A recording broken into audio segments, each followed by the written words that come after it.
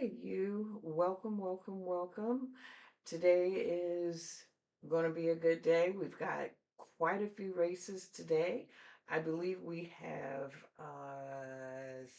17 thoroughbred races today, stake races. Most of them I'm going to be talking about in this session, and then I'm going to do a late session for the last three races like I've been doing for a while. But anyway, we are getting ready to go to Colonial Downs. Oh, the race is already off. Um, so we missed this one. Sorry, I'm in another state and I'm trying to get used to the time zone here. So let me see if I can turn this one on real quick.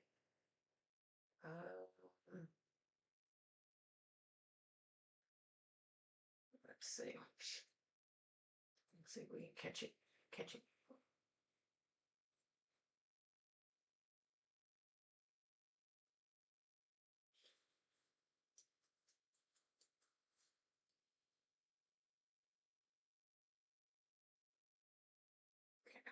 Okay. Oops.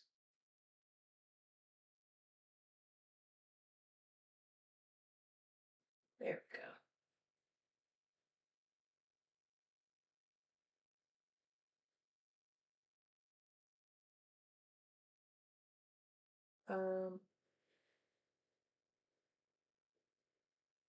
This is Colonial Downs. See if they're talking about that.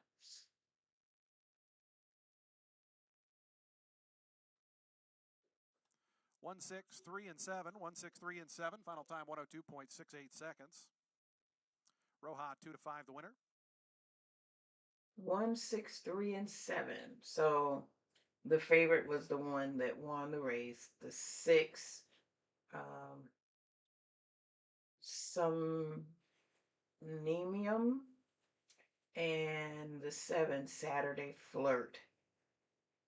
Uh,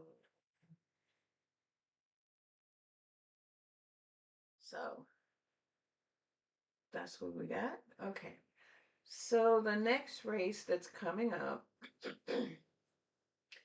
is going to be the fifth race at Colonial Downs. This is $100,000 race, and this is going to be the Petromello Mile Stake Race. It's going a mile on the dirt. There are 8 starters, Results and are official. 1-6-3-7. Official sign on the board. sorry, I'm gonna turn that off. Um, and these are going to be 3-year-olds. And we've got about 24 minutes to post. So right now we've got on the 1, Very Volatile at 18-1. The jockey is Javian Toledo. The 2 is Bravero at 4-1 with Paco Lopez. The the 3, the 2 is scratched. The 3 is Bravero. The 4 is Mr. Monday Night at 18-1 with Samuel Marin. And the 5 is Exposum at 17-1 with Tyler Gaffleon. The 6 is Port Avon at 18-1 with Mikael Sanchez. The 7 is 6 Speed at 3-5, which is your favorite, Manny Franco. And the 8 is Sabino Canyon at 7-2 with John Velasquez. So those are the horses that are in the race today for this race. Like I said, this is the Petra Mile Stakes. Let me see what I can figure out at a glance. Anything. I already know that I'm going to be betting on Paco because I always bet Paco. I've said that before. And I know he can't win every race, but he is my go-to guy. Uh, let's see what the past performances are saying.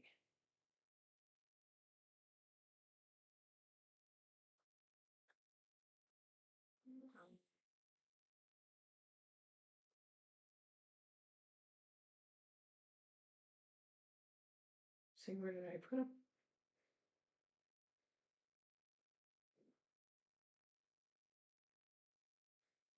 Oops.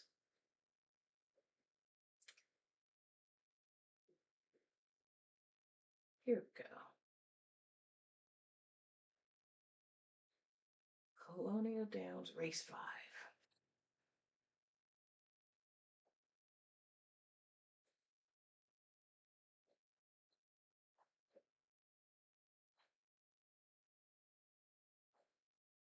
Two, three,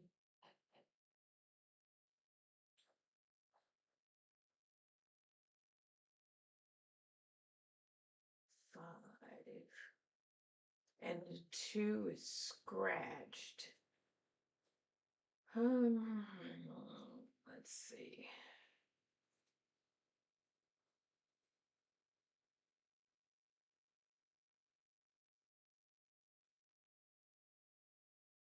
And I said it was going a mile.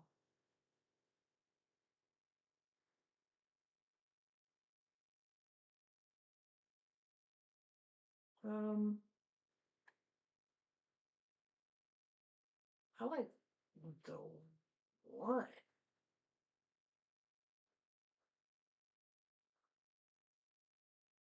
And I like the 8.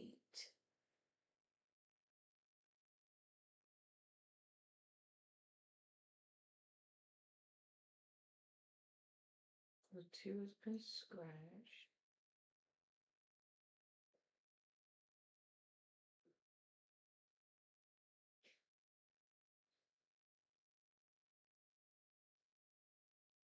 Yep, that's all I can see.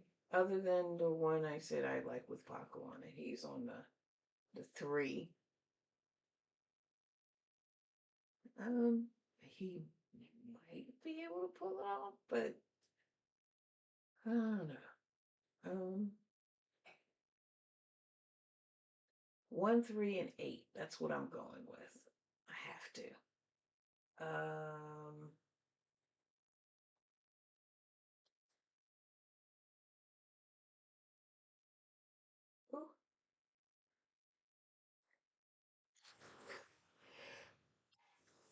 excuse me. Oh man. Um,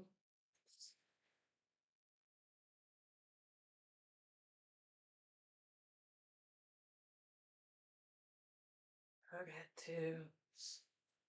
Ooh, pardon me.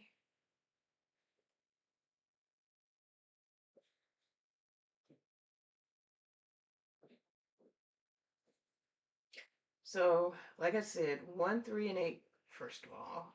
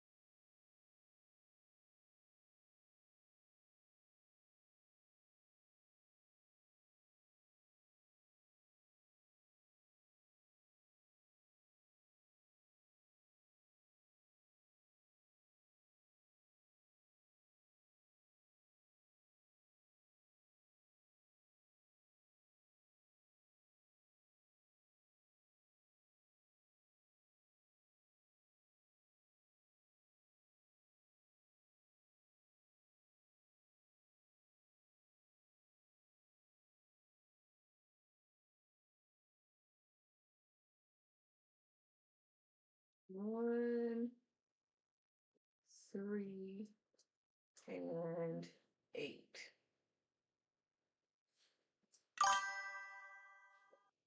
And that's all I got for that one. Okay, so let me go back here. Uh,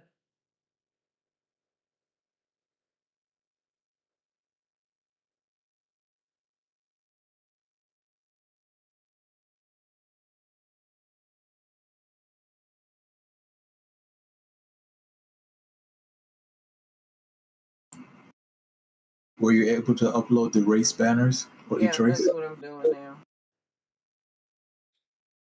I uploaded it in one section, but I didn't do it here.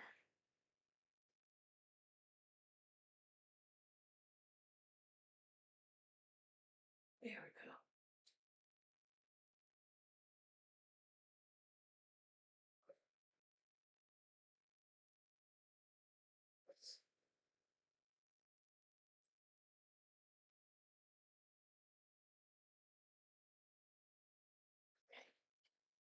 Gotta put my beautiful banners.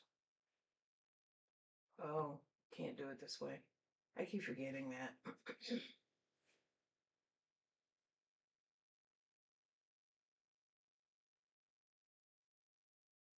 So here's my beautiful banners that are made for me. Can't forget those at all. So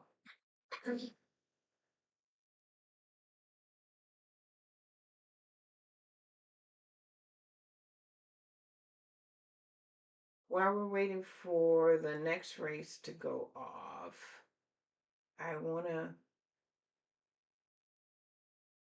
we've got 19 minutes. I wanted to talk about the race from last Saturday. Um,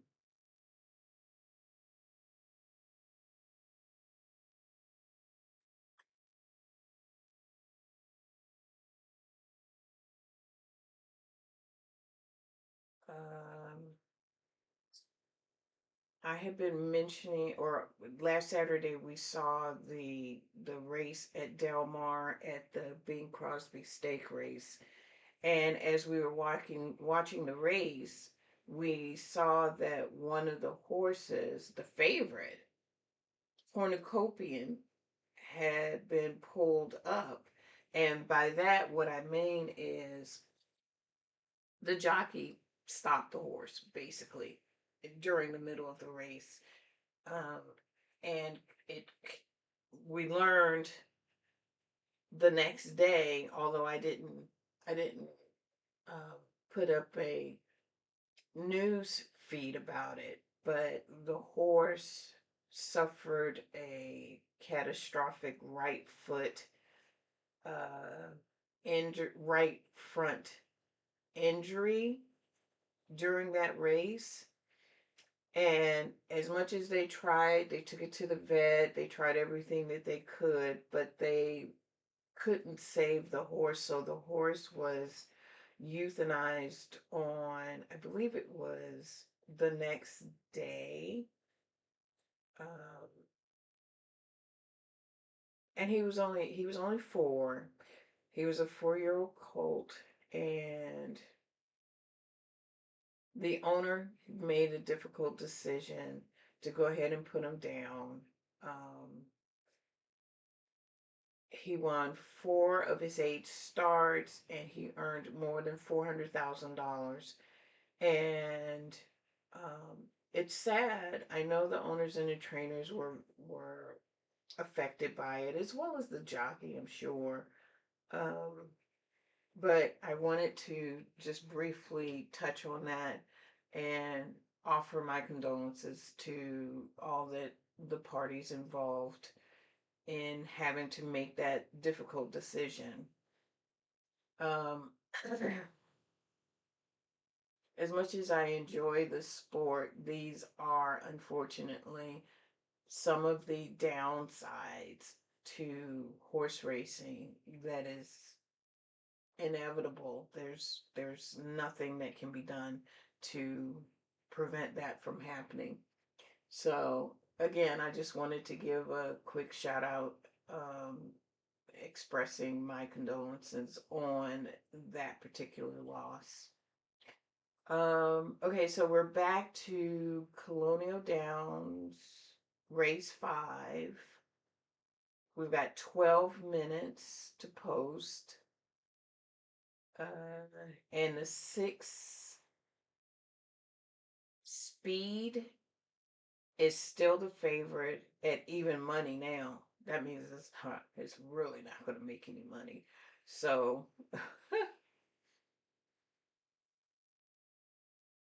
I don't even think I didn't pick the 6. I mean the 7. I picked the 1, 3, and 8. Well, we'll see what happens. This will be really interesting. But I don't have any more opinions as far as uh, which horse to pick in this particular race. So I'm going to switch over and talk about news for this week.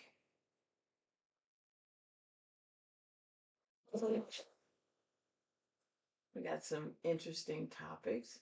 The first one is a jockey hits a huge career milestone. And of course, it is Johnny V. He's a Hall of Fame jockey right now. He won his 800th career stakes race aboard a horse called Local Knowledge at Saratoga. He's 55. He was born in 1971. I don't know why I thought, I don't mean any harm, but I thought he was older than that. But okay. And is still riding at the elite level. So many congratulations to John Velasquez on his milestone, career milestone. That's pretty awesome. Um, let's see what else.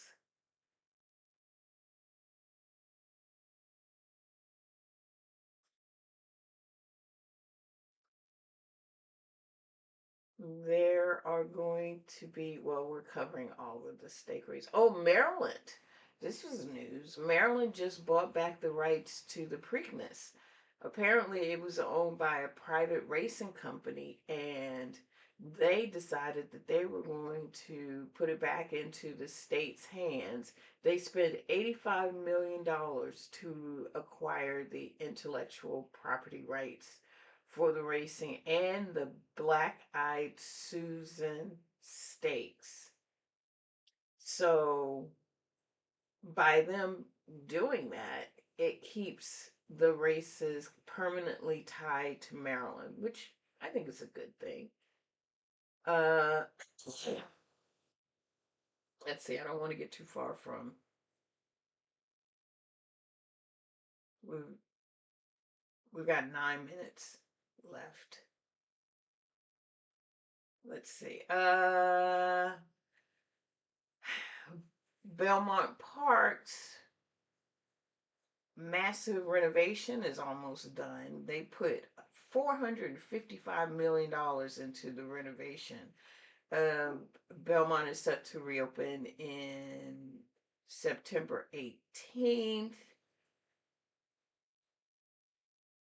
and will return as the last leg of the Triple Crown, the Belmont Stakes. So, as you know, it was held temporarily at Saratoga this year, so it'll be back.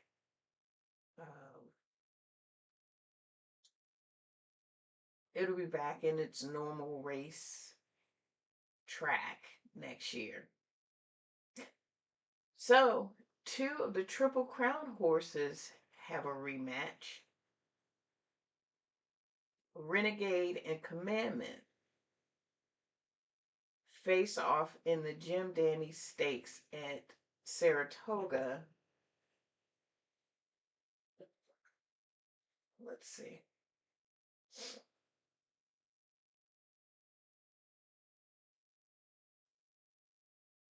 which is the 10th race. Pardon me. Which is the 10th race at Saratoga today. So we will definitely be covering that. So we have to really pay attention. It is the prequel race for the upcoming Trevor's Stake.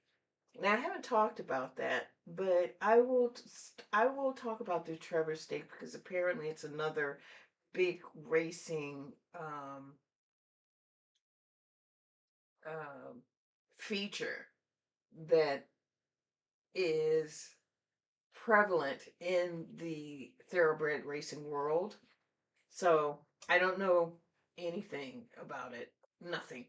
So I am going to talk about it just so that I can not only educate myself, but at least share the education and knowledge that I get. So, um, let's see, anything else?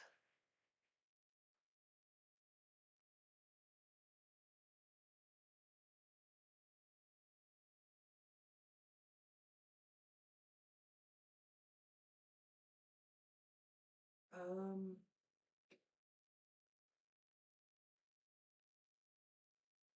no, that's about it.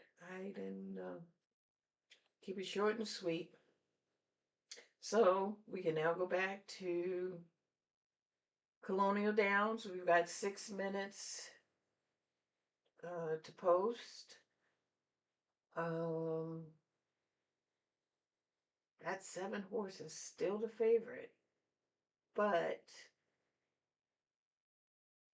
I don't know. I am just not um, feeling the 7. And if it wins, that's fine. I don't have a problem with it winning. It's just that I just chose not to put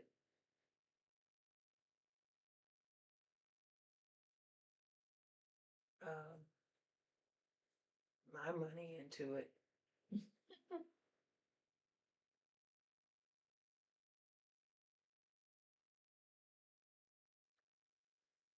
After that, it's going to be the 6th race at Tyson Gilpin Stake Race. No, we'll talk about it in a little bit. We have 5 minutes to post. Um,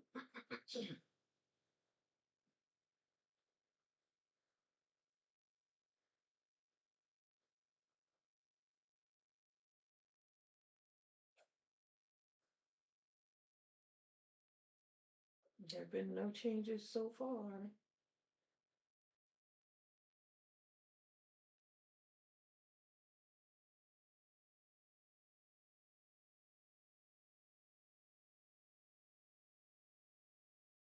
The only long shot that I picked in this race was the 1. Everything else is the favorite. A favorite. The 3 is going off 2-1. The 8 is going off 5-2. Well, that's not a favorite. I mean, that's like a $9 horse. So, and these are all boys. So,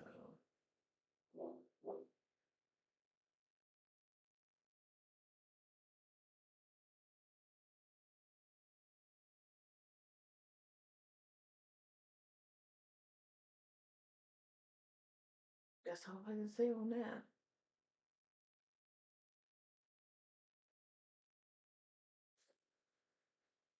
Okay. 3 minutes to post. Boy.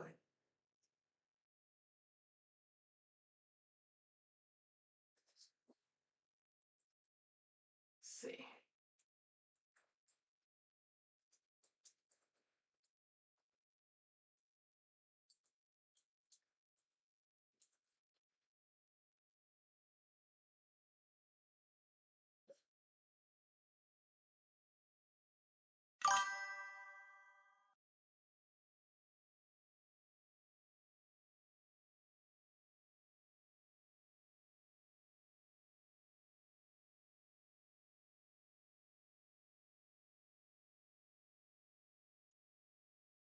on then. Next.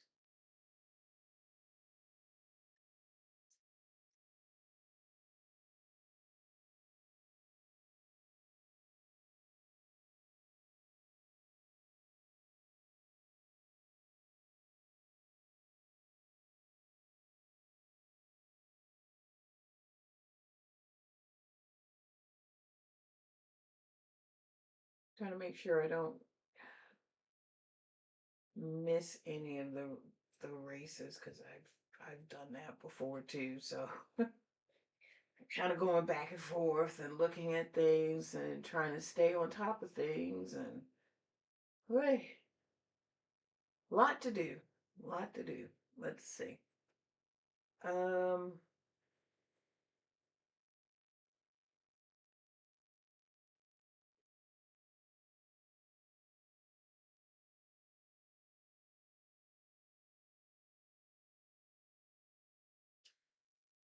let's see where they are.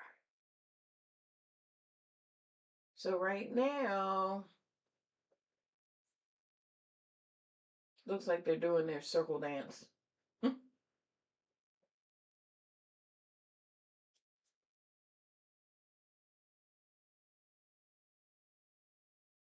Oh, they get a, is that for this race? Looks like they get a massive cut, crystal vase. But I don't know if it's for this race because I haven't mute. I'm not hearing. And and what I'm looking at doesn't have an option to put on um, closed captioning. So I can't tell.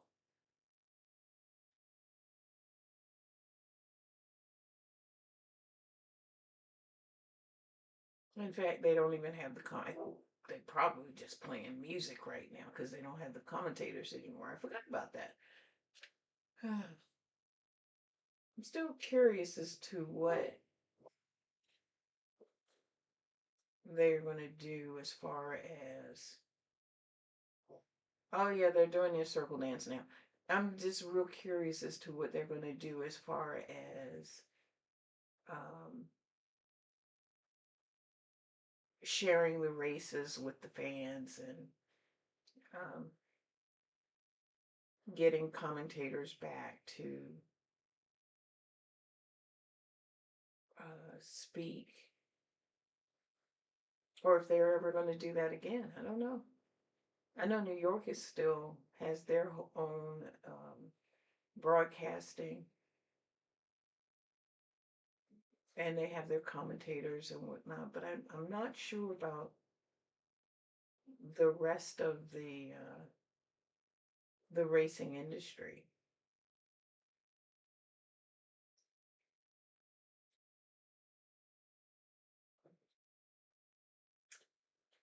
So they are now heading to the gate.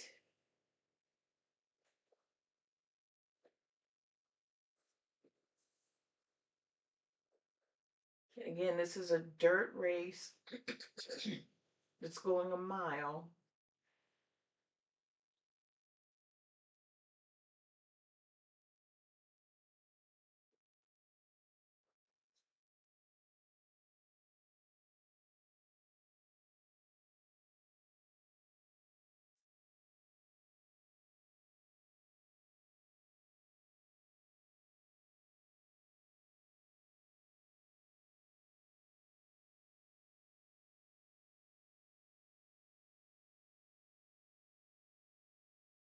Okay.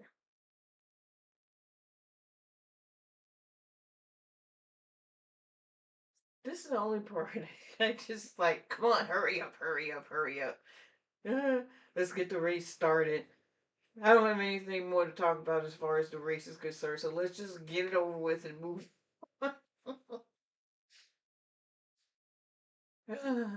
I know I shouldn't be that way, but that, I get a little impatient.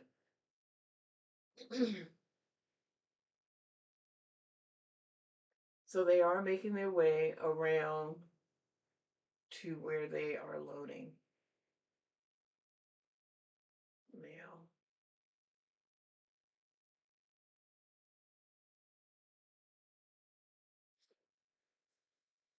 Ooh, my one horse is up to 22-1. Wow.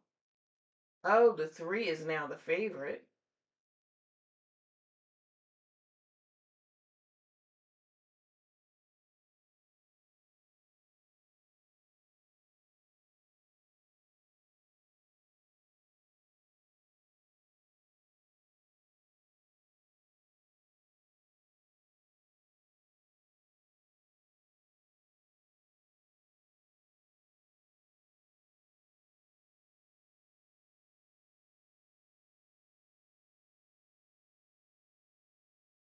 Really? Okay, now they're heading. Number 1 is going in the gate. Oh, I saw a video not too long ago where they were showing how they train the horses to go through the gate and get comfortable getting in the gate. I mean, there's so much behind the scenes that you don't even think about because I mean, I know it makes sense that you have to train the horses, but seeing them do it is just interesting. It's really interesting.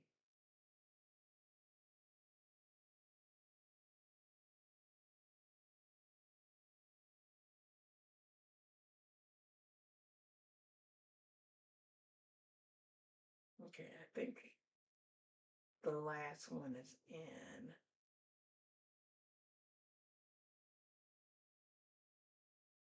Oh, he doesn't want to go in the gate. Stubborn.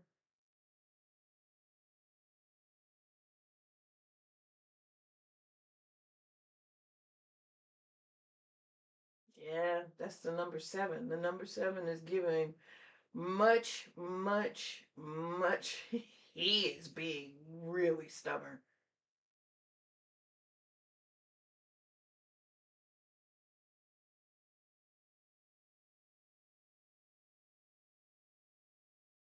Okay, I think they've got him settled down now. Yeah, 6-speed has been backed out of the stalls, post 7. Right now, your 2-1 second choice. Looks like the rider hopping back on. And 6-speed once again going in. All set. And the race is on the Petramano Mile. Bit of a slow start for Very Volatile. 6-speed flashing good early speed. Sabino Canyon from the outside, and Bravaro coming up to tackle them both. And Bravaro and 6-speed, and these two trade punches here through that first eighth of a mile. Sabino Canyon content to watch them from the 3rd spot. So length and a half more to Mr. Monday Night. Ponavan, they're 5th and 6th. The 2 at the back, Exosome and Very Volatile, as they go up the backstretch with 3/4 of a mile left to go, and Bravaro is the leader. Okay. Bravaro in front, 3/4 of a length. The 6-speed in second. Sabino Canyon stays out in the clear 3rd. Mr. Monday Night moves to that one's inside with Ponavan as they line up 3 in a line in the second flight. Right now it's 7-3-4. Opening quarter 22. The 8 is coming up. Seconds. So they're going quickly up front. Bravaro pressed by 6-speed as they run past the half-mile pole. Bravaro's ahead in front. 6-speed tightens the screws on the outside. Meanwhile, Sabino Canyon called on 3 deep to try to come up after them. Ponavan is in it amongst horses. Mr. Monday Night stays toward the fence. Exosome in the orange color starting to launch out about 4 deep and Very Volatile trails. Around to the 5/16 pull. 6-speed between horses. Bravaro at the fence. Sabino Canyon on the outside. These 3 face up to the lane pretty much as one. Just in behind them, Exosome swings into action 4 deep. Ponavan is in behind horses. Going to need a seam here as they have 3/16 of a mile to go. They're still lined up top. Bravaro on the inside. Sabino Canyon. These 2 go on from 6-speed, who's now a length back in 3rd. Ponavan looks to get out with Exosome and Very Volatile after that. Sabino Canyon pokes ahead in front of Bavaro, who tries to counter back toward the inside. Sabino Canyon a neck. Oh, Bavaro is Paco, second. go Sabino ahead Canyon and still make there. that. Bavaro battling bravely. Sabino Canyon to win the Petramano Mile. Bravaro Well, was second. 3rd looked like Exosome over Ponavan. it came 8-3. I don't know what happened to the 7. I don't know what happened to the 7, honestly. He kind of didn't make it. I don't even know if he came 3rd. I don't know who came 3rd. I told you I like the 8 and I like the 3. I'm trying to hang on to see who came 3rd.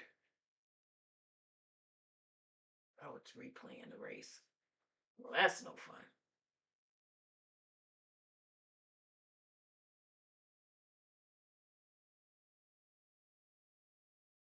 Okay. Um,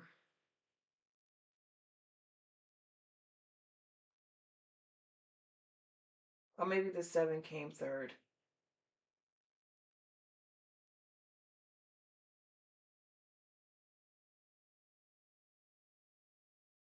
Oh, it was 8,356. So 7 didn't come into money at all. Kind of hoping my long shot 1 would be there, give it a little bit more money, but it's not. But it did come 8-3. And that 8 is an $11 horse on top. But the 3 was the favorite. It went from the 3 from the 7 to the 3 at the very last minute. So not too bad. Not too bad. All right, so now we're moving on to race 6, which is the Tyson Gilpin Stakes race. Um,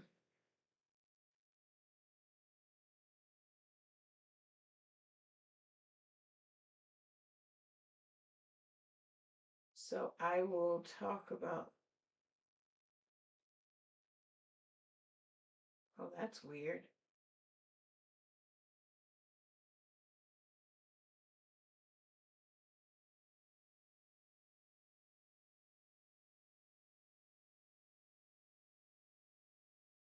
Showing the okay, so that's a glitch on their part because it's showing the results of the 5th race in the 6th. Anyway, moving on. It's not for me to try and fix their act. So the 6th race is $100,000 race. This is the Tyson Gilpin Stake race. It's going 7 furlongs on the dirt. There are 9 starters in this race, and these are 3-year-old fillies, which are the girls, and it looks like 2 of the 9 have been scratched, the 5 and the 6. So the one is Celebrity Quest going off 20-1 with Manny Franco. The 2 is Michelle at 1-5, which is the favorite with Tyler Gaffleon. The 3 is Embrace the Moment at 13-1 with Paco Lopez. The 4 is Superstitious at 13-1 with Harvian Toledo or Havian Toledo. Um, the 7 is Shilling at 11-1 with Emmanuel Escobar. Um, the 8 is Raspberry at 30-1 with Jareth Loveberry.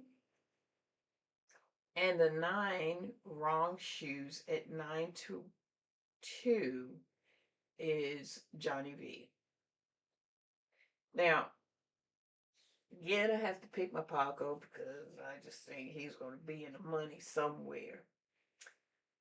But I like Emmanuel because he's a good long shot jockey. Oh, I'm cold, but I'm cold. He's a good long shot jockey, and I like rooting for him. Uh, that is not to say Tyler is not going to bring in this favorite. Under no circumstances does it mean that. But these are my jockeys that I'm talking about. So let's go to at a glance and see what I can see. What was scratched? The 5 and the 5 and a 6. Okay. And this is going 7 furlongs.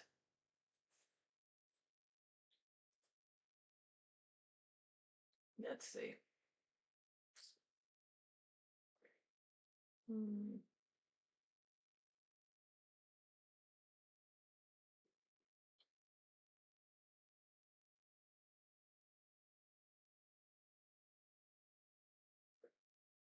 All right.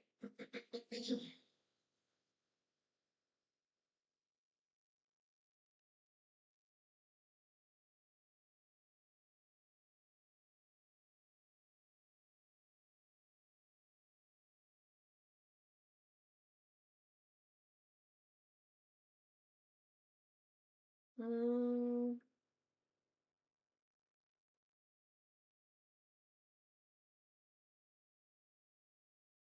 Funny enough, this is one of those times in where I would play a 1, 2, 3, which was my mom's favorite uh, exactor box. She would box 1, 2, 3 all the time. Because she always said, I have one daughter, 2 sons, and 3 children.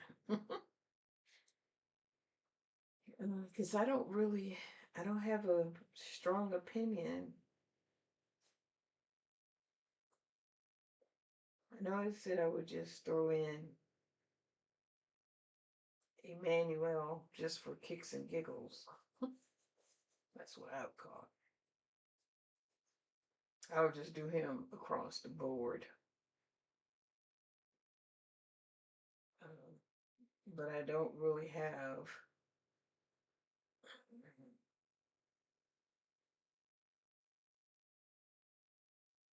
a strong opinion on this one. I'm looking. I'm looking to see.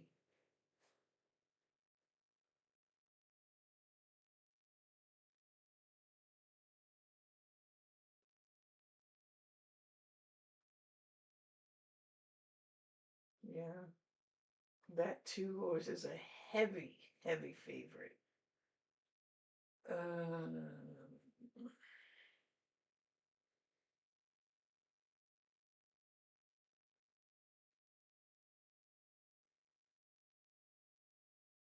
yep, got nothing else on that one either. I can sit here. Okay, so let me put this up here. All right. In race 6.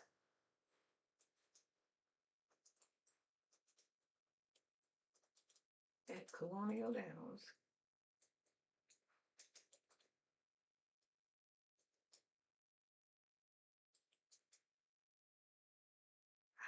I like the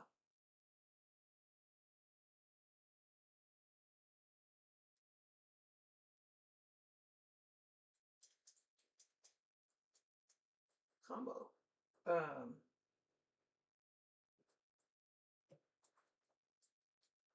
Exact. I'm actually putting exact, or I'm using a handicapping term. I haven't been doing that, but I'm going to do that in this one. And then also 7 across the board.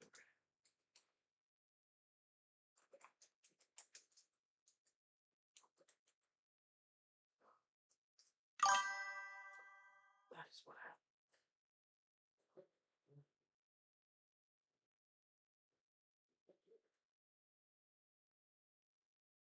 Okay.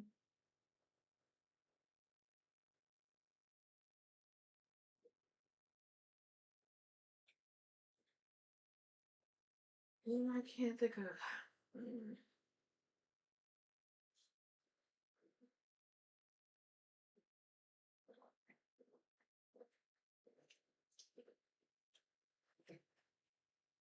Can't think of anything else. Mm.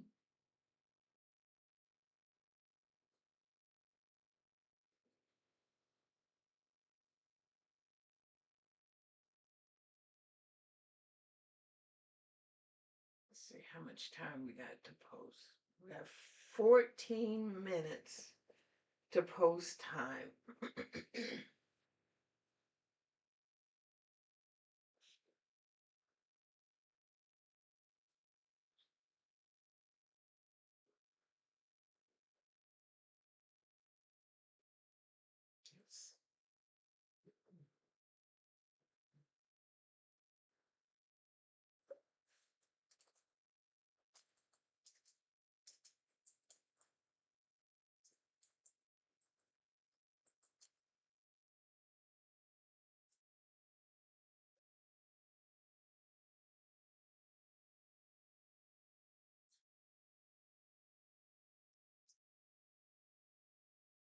Uh,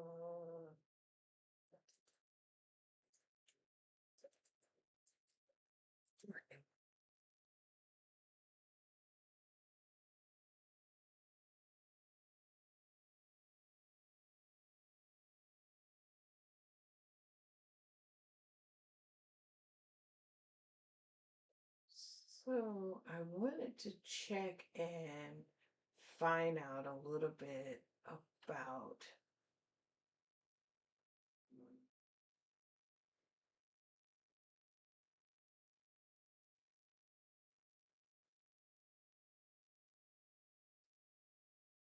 this race that's coming up.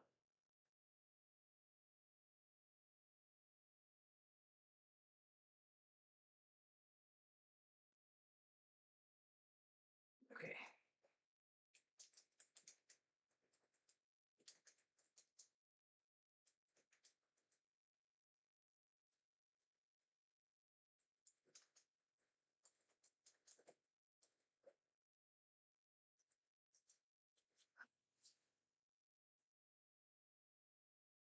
I wanted to know why did they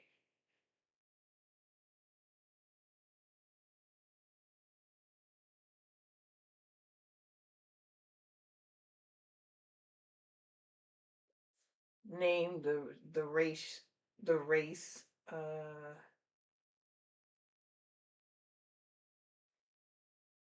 the Tyson Gilpin Stakes. He was a longtime Virginia horseman who died in 2000 at the age of 80. He was born and lived his whole life in Clark County, Virginia, deep in the heart of the state's horse country.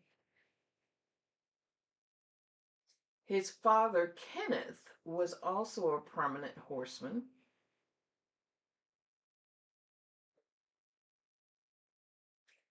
Tyson Gilpin spent decades as a breeder, seller, racer, and syndicator of thoroughbreds. Hmm.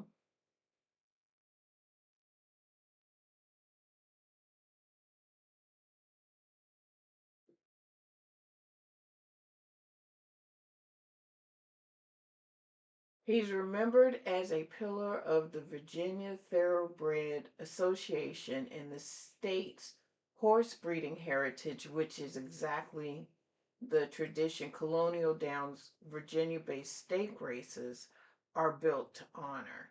Okay.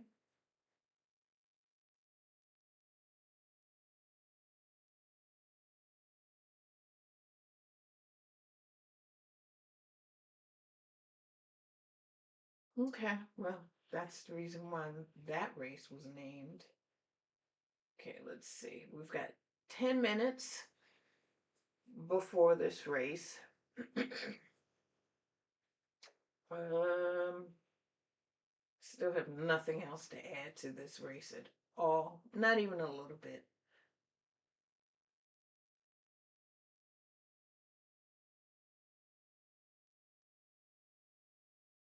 The next race we're going to cover after this one is at Monmouth Park.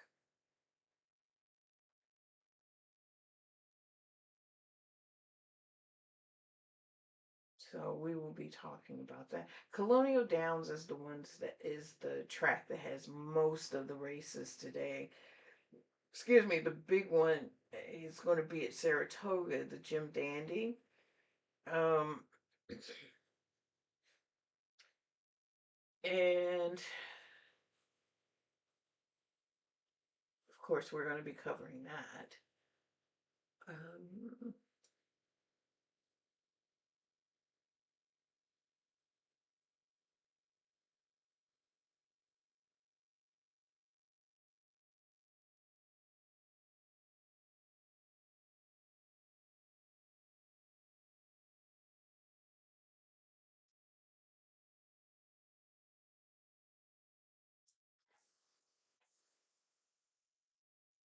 I don't know why.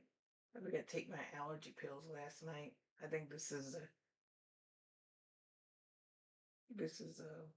fallback from me not doing what I was supposed to be doing. So,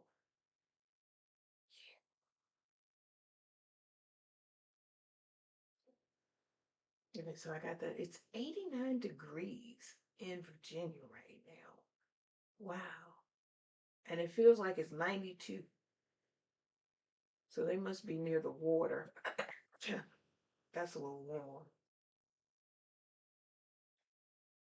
Um, so we have 8 minutes to post.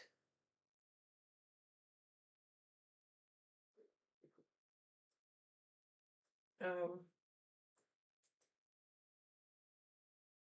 if you have any questions, just let me know.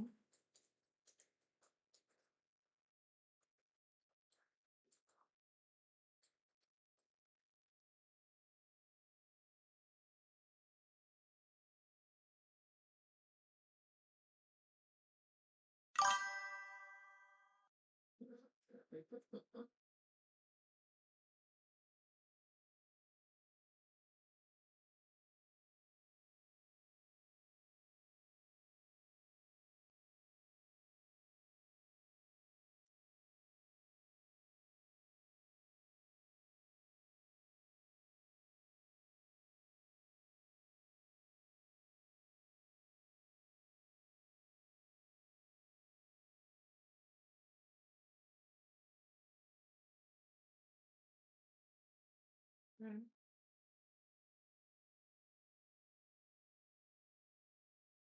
Let's see where we are.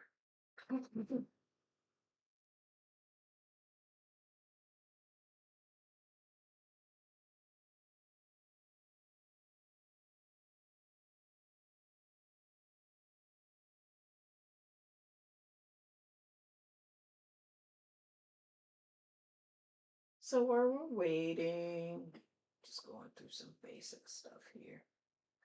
Basic knowledge. Um, I've talked about my whole Saturday platform is built around stake races. And I haven't really talked about the various races, stake races, because I kind of covered most of them. But anyway, I don't think I've ever explained what an actual stake race is. And that is where the owners pay an entry fee, which is called a stake, that adds to the prize money. Um, these are the more prestigious, higher purse races, as you can see, as opposed to everyday claiming or allowance races. I will cover those two in a different video because I'm not covering allowance and claiming races. Um, Not because they're not interesting, because they are. It's just that I'm focused on the stake races right now, and I'm actually pretty comfortable at the um, at covering the stake races. I know some people cover all the races every day, and that's fine. I'm just kind of easing my way into it, and I chose stake races as a way of getting my foot in the door and trying to figure out my rhythm and momentum. I still haven't figured it out yet, but I'm trying. Um, and the stake races are, in all honesty, the races that most of the fans want to see. Um, that being said, there are three different types of stake races. They're called graded stakes. Um, the elite tier of stake races, and they are ranked by grade 1 or G1, grade 2 or G2, and grade 3 or G3. Now, a grade 3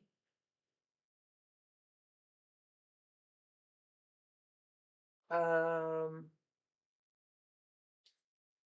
are the lower level or the entry level to a grade. I'm trying to figure out how to say it the right way, or to say it in a way that kind of makes a little bit of sense, and where it explains it as I explain it. But it's like the entry level to a stake race, the grade threes. Um, I'm not sure if I've even covered a grade three. I'm pretty sure I have, but I don't grade them. I don't add the grade when I talk about the stake races. Um, so next time I will pay attention. The grade two is, it's still very prestigious, but it's in the middle. It's like having the middle kid. The Jim Dandy today is an example of a grade two stake race. Um, so I'm hoping I'm explaining it in a fairly decent way. Um,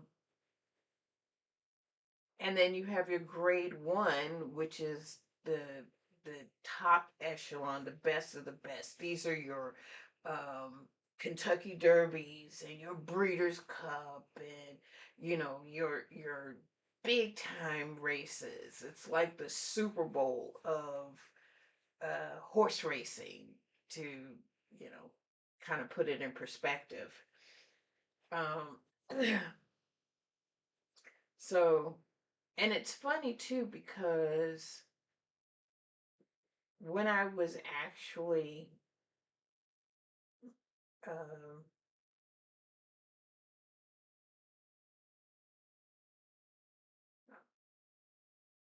okay, so it logged me out. When I was actually more involved with the racing than I am today, I didn't do stake races. Oh, we're 1 minute to post. I didn't do stake races. I kind of stayed away from them because I was more interested. I don't want to say more interested in making the money, but I was looking to, yeah, I guess I was. I was looking to win those long shots and make the money. And a lot of times with the stake races, although I am finding out since I've been doing it's a myth, because I did not think you could really make money in the stake races, because 9 times out of 10, the favorite would come out. So, what was the point? But since I've been covering these stake races, um, over the last few months, I'm finding that that is not necessarily the case. There are times when, well, last week or the week before, we had a few long shots that come out in the stake races, which was, to me, was surprising. But so that this has kind of changed my opinion, because I always focused on, I like the 2 year olds, because you never know, they're so unpredictable. And sometimes those long shots would come out with those 2 year olds. And I also like the sloppy tracks, because the horses that are the favorite don't necessarily like a sloppy track. So you can do really well with the sloppy tracks. But I actually haven't bet on any of those types of races in a while. It's been a while. So they're still showing this Crystal Colonial Downs racetrack. It doesn't tell me for which race, because they've shown it for the last. This is the third race that they've shown it. What is their big race today?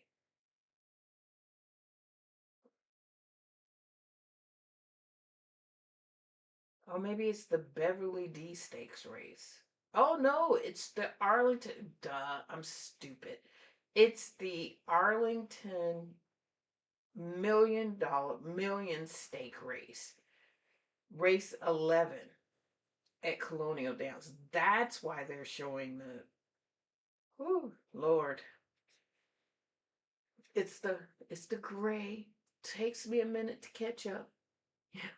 It's like ding ding ding ding ding. And then everything comes together. So what can you say? All right, I'm looking and I can't tell. They're not. Oh, they're. I don't know whether they've already done their circle dance or they're heading to do their circle dance, and then they're going to go in. Um,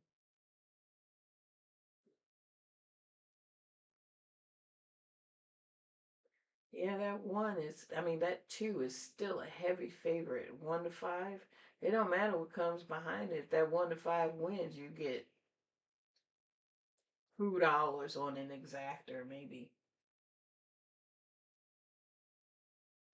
I mean, even if you put $1,000 on that horse to win, you still not going to you get your maybe a little bit more than your $1,000 back.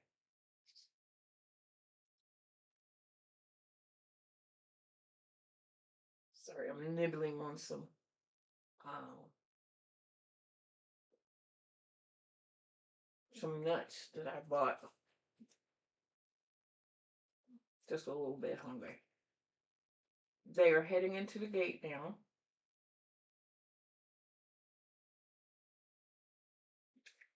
It's nuts with some kind of fruit. I thought it was cranberry when I bought them. But when I started eating, I'm like, these aren't cranberry, and I didn't look to see. I just assumed it was cranberry, so I didn't look to see uh, what the fruit was. And it's not raisins. I haven't been able to figure it out.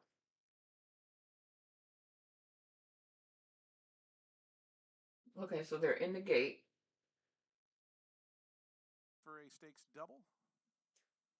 Wrong Shoes comes up. Goes in.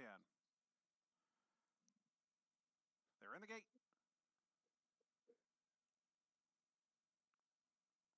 And the race is on in the Tyson Gilpin Stakes. A little bit hesitant to start there with Celebrity Quest. Mashallah, the favorite, she broke beautifully and goes right to the front. 3/4 of a length in front, now a length clear. I've embraced the moment out in the The second two is in the position. front. Raspberry Shilling, they're third and fourth. Celebrity Quest tries to rally after that slow beginning toward the inside from fifth. The two at the back early on are Superstitious and Wrong Shoes as they take their run up the back stretch with 5 furlongs remaining. 2-5. Mashallah is the leader. Mashallah toward the far turn, still that length margin in front. I've embraced the moment in second. Shilling moving out from third. Wrong Shoes is advancing up on the far outside, but is cast out about 4 wide. Celebrity Quest saves ground toward the fence. 22.07 seconds for Mashallah. Wow, this Strides 9 nicely on is the far coming up. turn. Still holding that length advantage. In the It's second spot, 2, embrace the moment. 3. Shilling outside of that one. Wrong Shoes continues a wide but hopeful journey on the outside. Superstitious, meanwhile, saving ground. It's a big gap, 4 or 5 more back to Raspberry and Celebrity Quest. Mashallah still the target. Mashallah coming to the quarter pole, length and a half in front. Wrong Shoes up on the outside with Shilling. They ain't Cutting gonna the catch quarter and that behind 2. with Superstitious, who kicks out to the 2 path. Mashallah still 3 in front. As they arrive at the 8th pole, Mashallah and Tyler Gaffleone in front by 3. Superstitious up to second. Wrong Shoes is third. But coming to the final 16th of a mile, it's all Mashallah. Mashallah still out here now by 5. Superstitious, Wrong Shoes, they're going to Yep. battle out second. But Mashallah wins the Tyson Gilpin in style. But I would have On the lost front this end by about 5 because in the end. Superstitious looked to hold on to second the over Wrong one, Shoes the after 3, that the was one Shilling. was dead last. The 3 came 5th, looks like. 4th or 5th. But I would have lost. I don't know who came second because of the angle.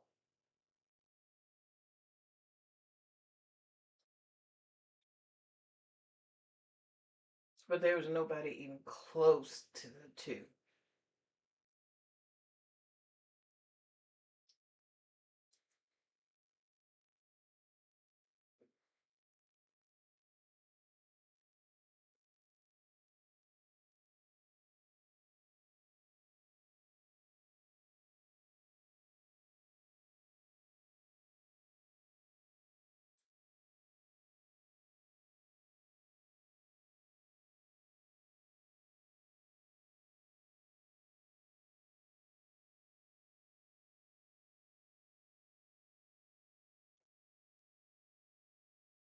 So I'm just waiting to come see who can.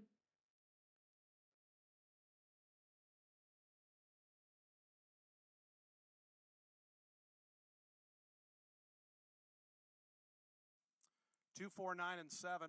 2, 4, 121.37 the final 9, time. and 7. Okay. Who's on the 4? Toledo. 2, 4, 9. Johnny B. Okay, and 7. Well, he made it. He made it into the superfecta.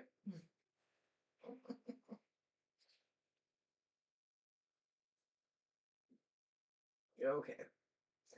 All right. So moving on to the next race. This one is going to be at Monmouth Park.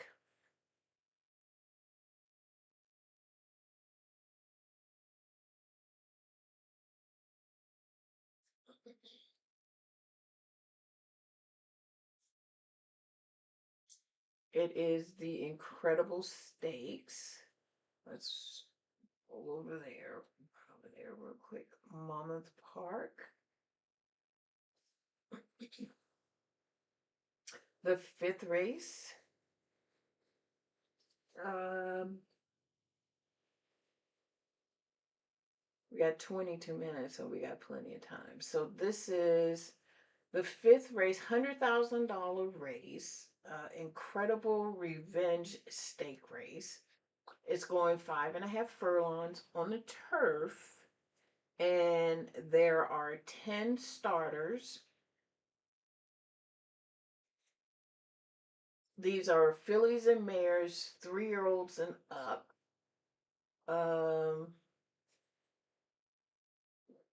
And that's about it. Out of the 10 starts, 4 of them are scratched, so we're down to 6 horses. Okay. So the 2 Summers Coming at 8-1 with Francisco Martinez. Mopo on the 3 at 3-1 with Edwin Gonzalez.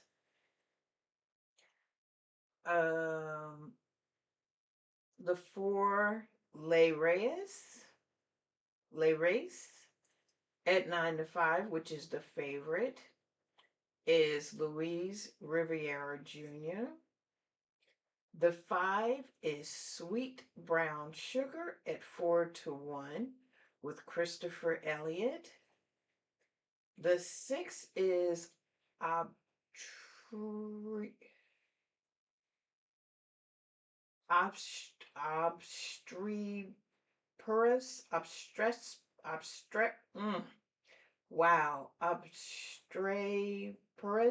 Obstreperous at 9-2 with Ruben Silva. Well, I haven't seen him in a long time. The 9 at Pandora's Gift with Jose Gomez. Ruben, he rides at Parks, if I'm not mistaken. I'm still trying to figure. I'm gonna have to listen to them call that name because I'm still trying to figure, and I'm tongue tied when I try to say it. But anyway, at first glance on this one, wow, I don't really have my main jockey is not ouch here. Yeah, I don't really have a very strong opinion. Let's go over to the past performances. See what it can tell me.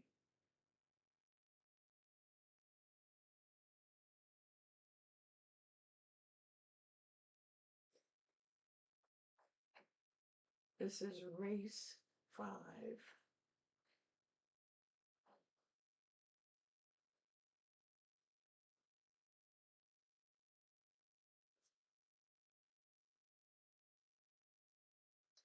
And the horses that were scratched were the 1, 7, 8, and 10. Okay, one scratch. This is going 5.5 furlongs.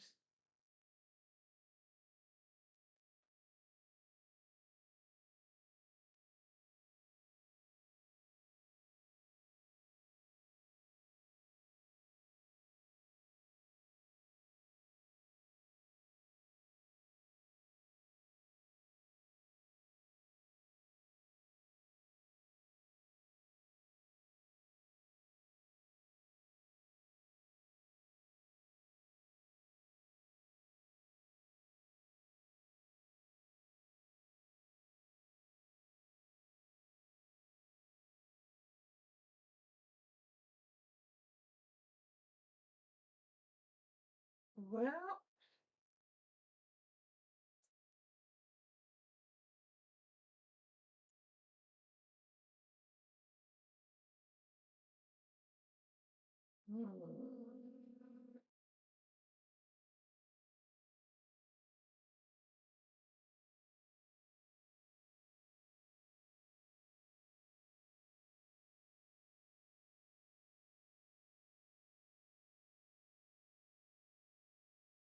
I'm actually liking the 3.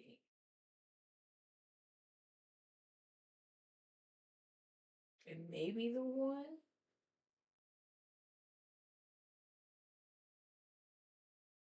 Maybe.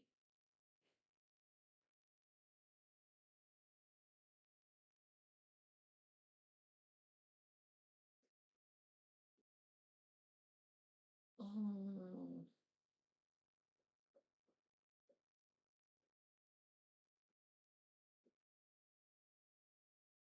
and maybe the how many?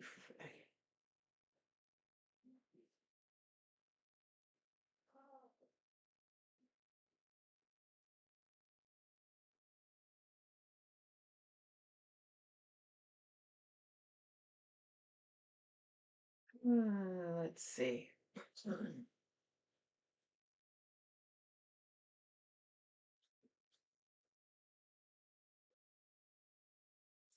Obstreperous. Obstreperous is the way you pronounce that horse. Obstreperous. Obstreperous. Okay. All right. Got it. Obstreperous. I will remember you in this race, but if your name comes up again, I'm pretty sure I will be struggling again.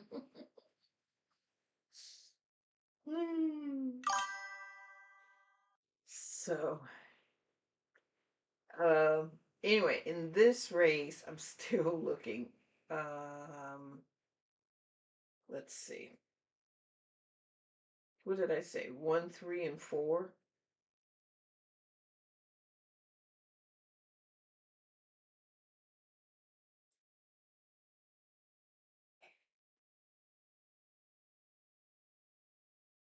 Yeah, but that's like almost half of the horses. So I just picked half of the horses in the race. Yeah, 1, 3. Yeah, 1 is scratched, so I can't even do 1. So 3 and 4. And the interesting thing is, there's not a real strong favorite in this particular race.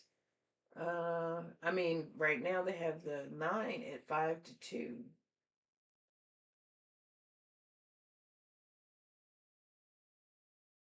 But there isn't a real strong favorite.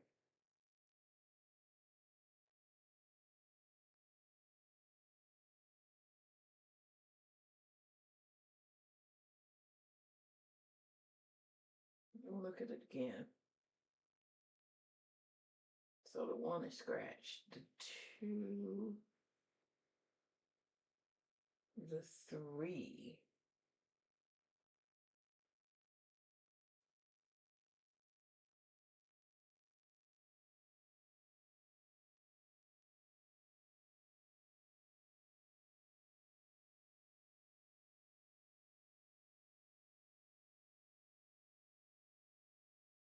Hmm.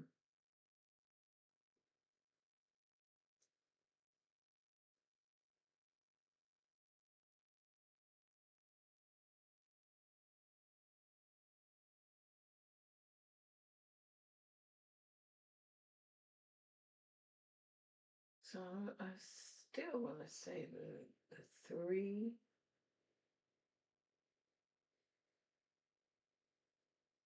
Wait, hold on. What happened?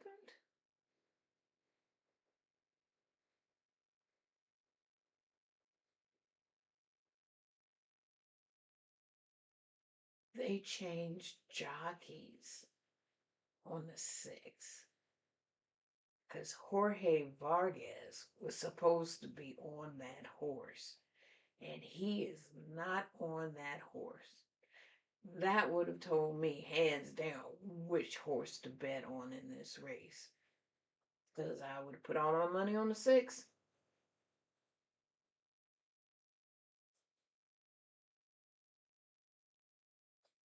So now, because it's in my head and I can't, I've talked about it so much, I can't leave the 6 out. Ah,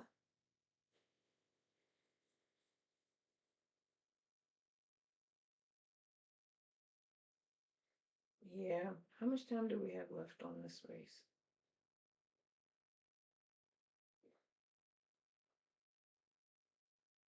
15 minutes. So we got 15 minutes left.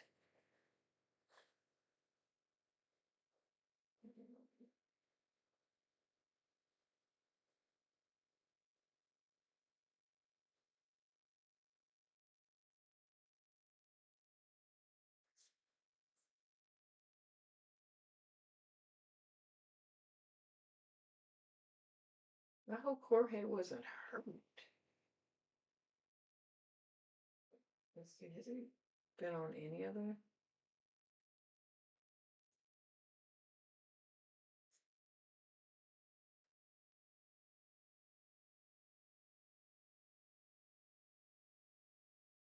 No, this was his first race today.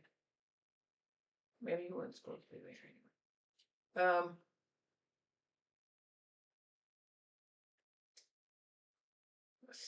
Still not helping my situation at all. This is a mistake race. Again, there are no real favorites.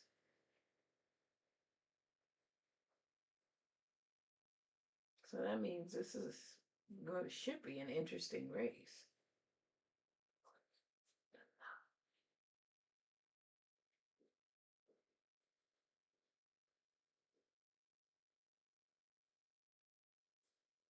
Hmm.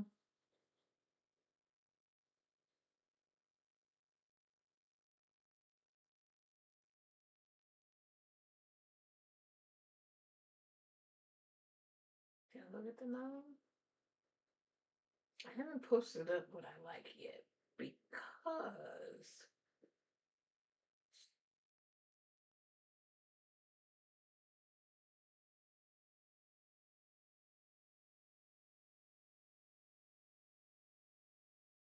all right, I'm gonna stick with what I said before. I like the 3. I like the 3. But I'm gonna add the 4 and the 6 behind the 3. I can't think of anything else to do. I'm not even sure how we would play it, but I'm just gonna say I like in race 5.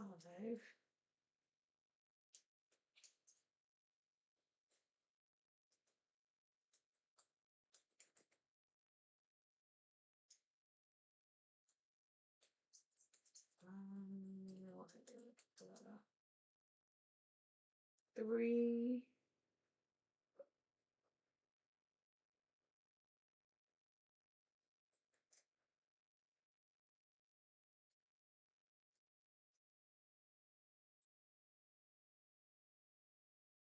And 6. Well, I'm gonna do it this way. I like the 3 and a 4, and would play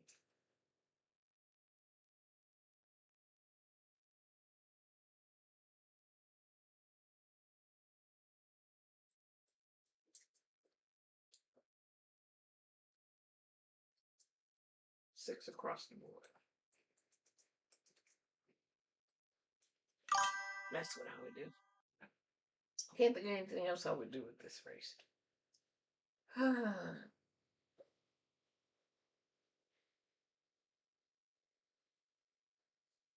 Let's see. Nope, can't think of anything else I would do.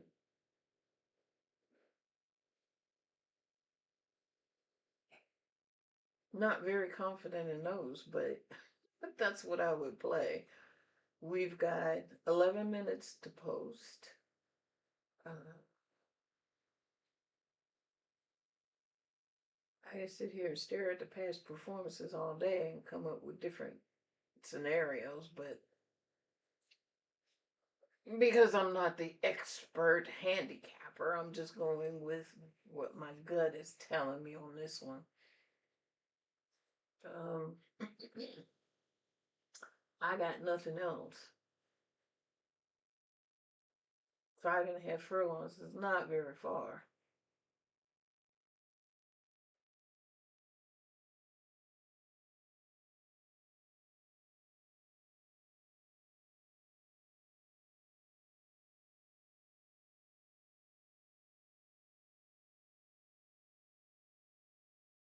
Okay, so let's find out why this race was named Incredible Revenge. That should be interesting.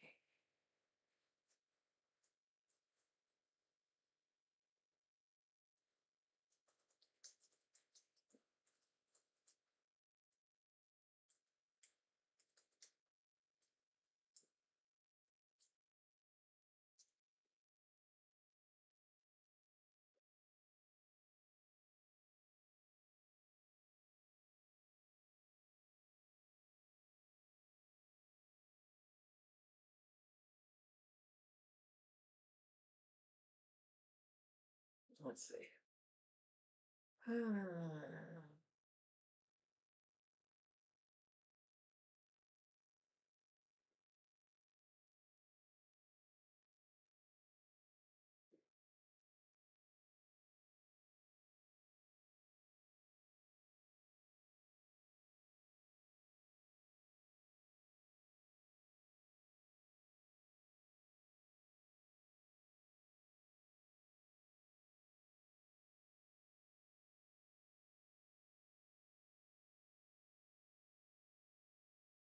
Oh, so this stake race pays homage to a racehorse named Incredible Revenge, following the very common convention of tracks naming their in-house stakes race after horses connected to their entry. But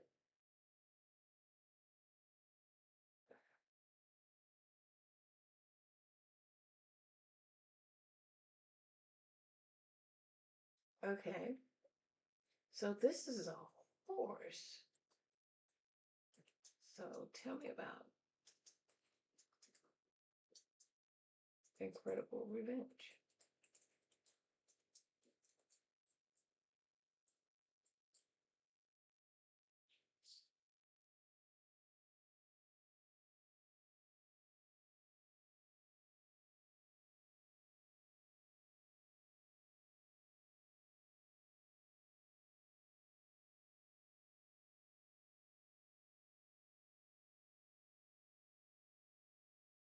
Well, unfortunately, it doesn't seem to be a lot of information about Incredible Revenge. Let's see.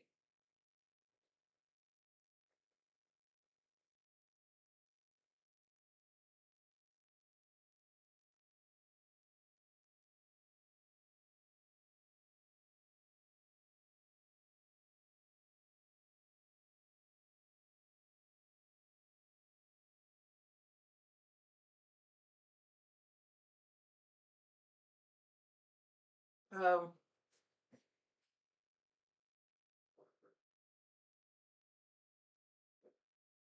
so Incredible Revenge doesn't appear to be a famous horse race being honored. It's actually just an Evoke, evoke, evocative name, Mama Park, picked for a filly mare turf sprint stakes. Well, in the same vein as names like Select Stakes, Rumsum Stakes, or Violet Stakes that populate their stakes calendar, it doesn't trace back to a specific champion horse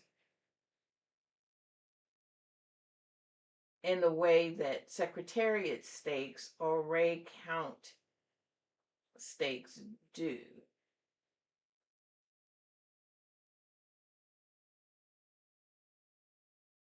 This race, okay, so here's some interesting. This race has been running regularly since 2018 at 5.5 furlongs for fillies and mares on the turf.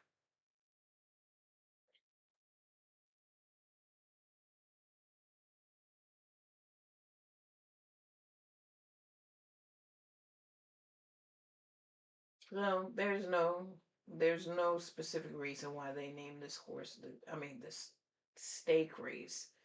What it is, it looks like they just came up with the name.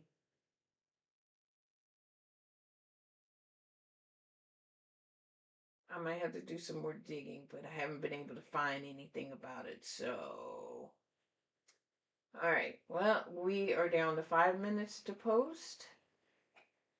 Uh, looks like the 5 is now the favorite, but I've been noticing they've all been kind of the favorite at some point or another. So again, like I said, this race doesn't really have a strong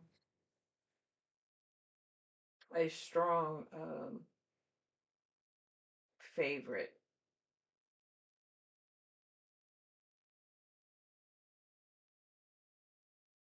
But I'm still liking the 3.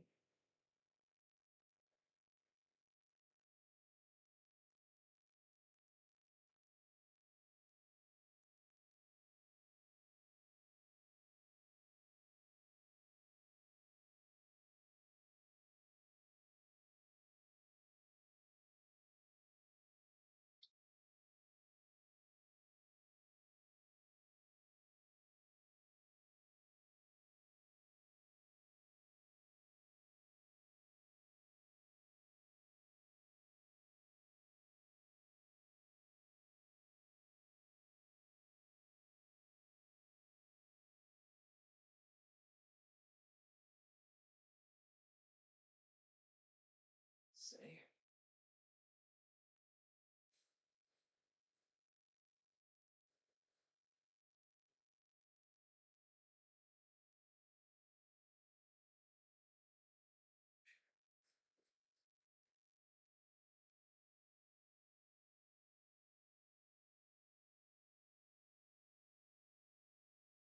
It's 2 minutes to post. I'm just looking to see if there's any more information that I can talk about this race, and it doesn't look like there is. Um,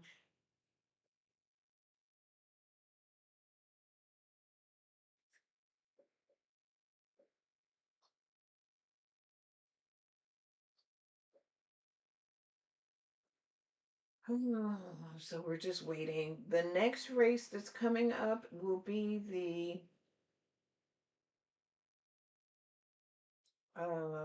Ray Recount Stake Race. We're back at Colonial Downs. It will be the 7th race, and that one's going.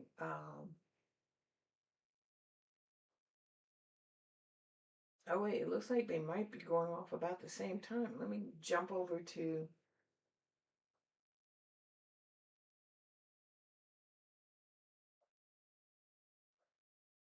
Colonial Downs. Oh yeah, this one's 1 minute to post. Okay, so I'm gonna go through this one real quick. Um, this is the 7th race, $100,000 race, going 7 furlongs on the dirt. Um, these are 3-year-olds and up. And like I said, it's going 7 furlongs. The one is Zero Blitz at 23-1. The jockey is Jorge Ruiz. Sure Meant to Be 15-1, which is Michael Sanchez. Bold Diversion at 36-1, with this Samuel Martin. The 4 is Back 'em Up 3-1 with Paco Lopez. The 5 is Illuminaire at 9-5 with Tyler Gaffleon. The 9 is Celtic Contender at 11-1 with Forrest Boyce. And the 10 is Vivifier at even money with Manny Franco. And the 6, 7, and 8 have been scratched. I'm always going to go for the 4, the Parco on the 4. Let me see how far we can get on this one. Both of them might be going off at the same time.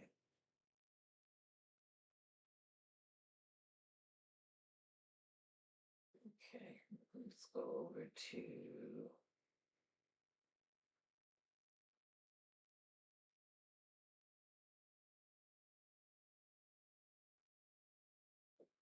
oops.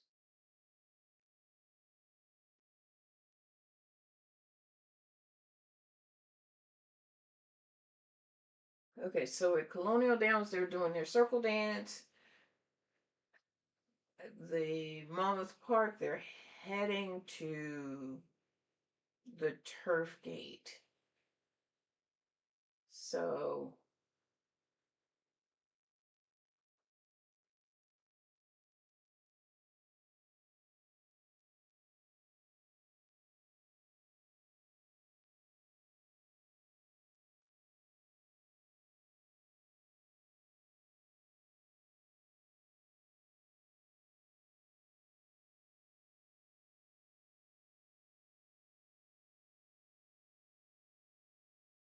ooh, that 4 looks really good.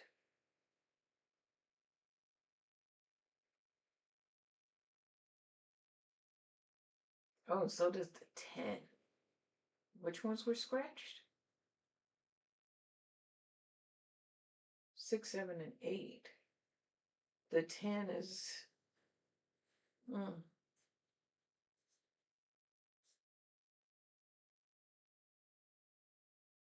Both of them are heading to the gate at the same time.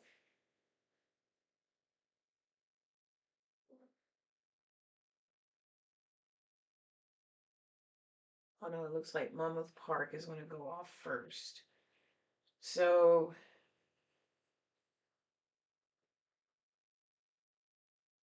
I'm switching back and forth between this one at Monmouth Park and this one at Colonial Downs. I'm gonna try and cover both at the same time, and I don't have time to put it into the chat this time because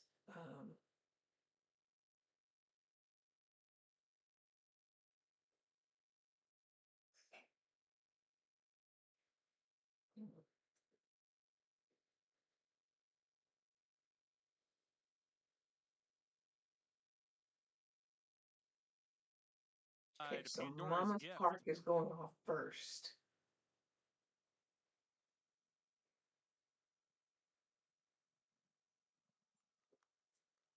We're And they're ready to heading go. in the gate at Colonial Downs. They're off in the Incredible Revenge Stakes. Sweet Brown Sugar away a little bit slowly.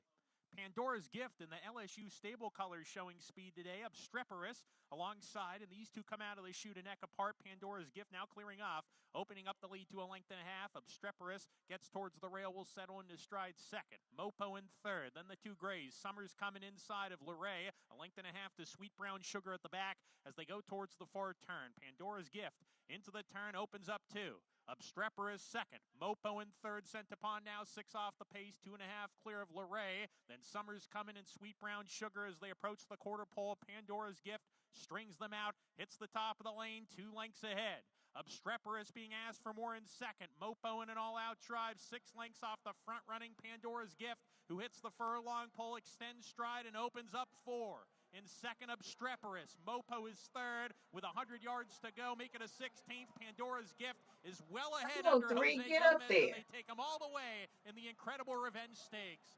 Mopo was 9-3. second, third across the finish, Obstreperous. Luray was fourth. Okay.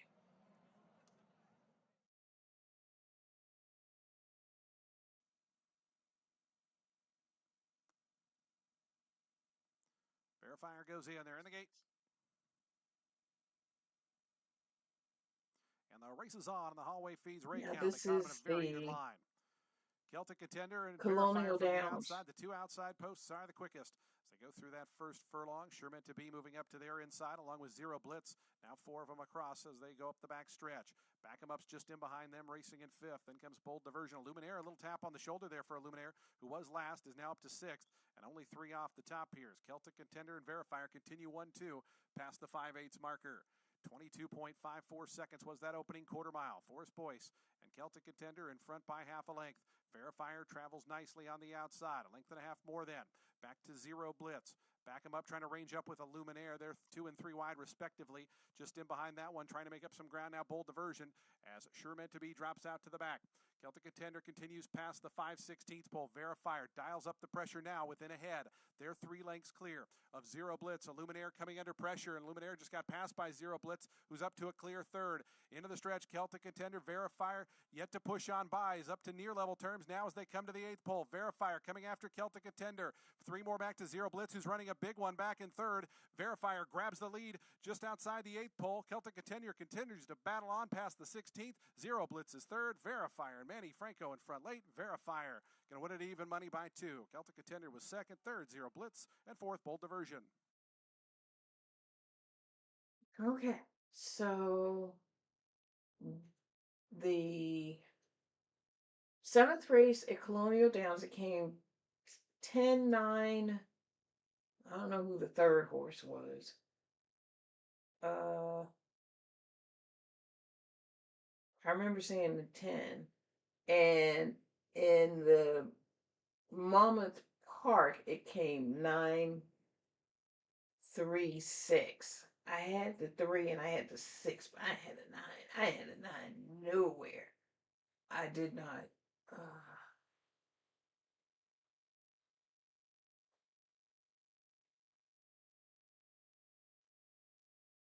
I'll go back to Monmouth Park real quick.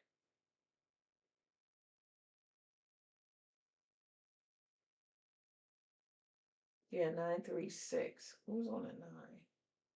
I mean, yeah, no, did not have an opinion, one way or the other. 10-9, 1 and 3. I would have 10-9, won 1 and 3. myself The a little unofficial order final time there was $3.60. 120.14. Oh, I didn't mean to leave this on. So it came 10-9-1 at 28 Colonial seconds off the track Downs. record for 7. So Colonial Downs. The 10, the 9, and the 1. I had the 10. Everybody had the 10. I mean, 10 was fastest horse in the field. But I had 10-4. That's all I had. I didn't try to do anything else. So that's that's that race. Can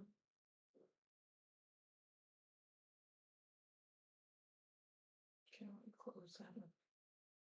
The next race that's coming up is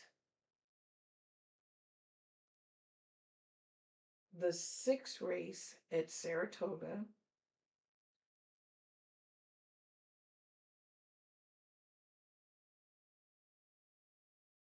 And that's in 12 minutes. And this is the Saratoga Special. It's a $250,000 race. It's going 6.5 furlongs on the dirt. And there are 6 starters. And it looks like all 6 are going to be starting. There are no scratches. These are for 2-year-olds. Uh, and we've got 11 minutes to post. Oh, it says grade two. So this is a grade two stake race. So it's not the premium, the premium, but it's not, it's the second level down. So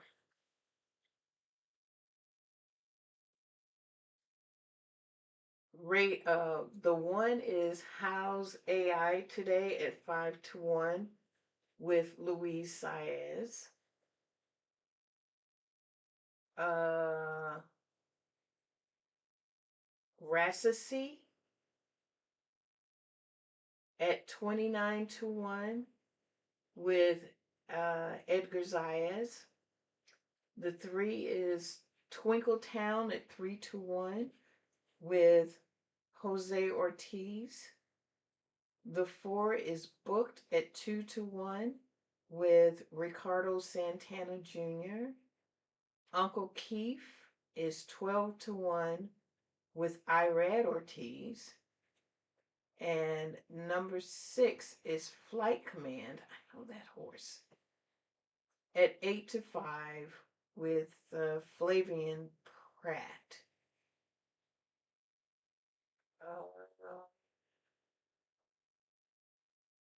Now, when the Ortiz brothers are in a race, I always do an exactor for them just because they're so competitive against each other. Usually, well, Tyler's racing at a different track today, but usually it's the Ortiz brothers and Tyler. They all seem to come together in a race. But I'm surprised they have Iraq going off at 12-1. That's really interesting to me. But let's see, Saratoga. Mm,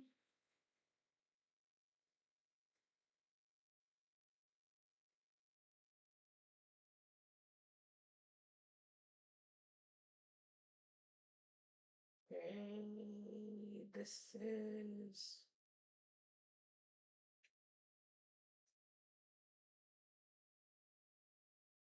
race 6 at Saratoga.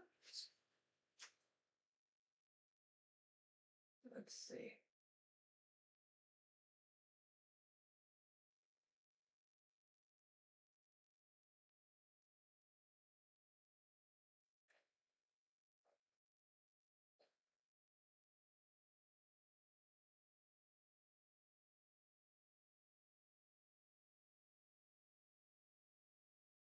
Okay, race 6, Saratoga. And there are no scratches, so all of the horses are in the race. Um,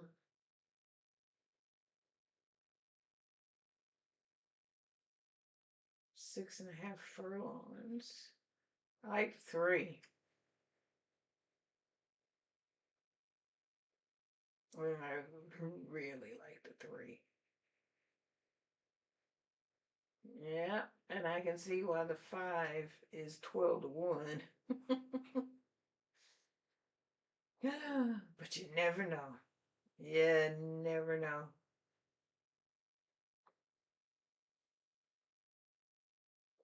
I actually like the 1.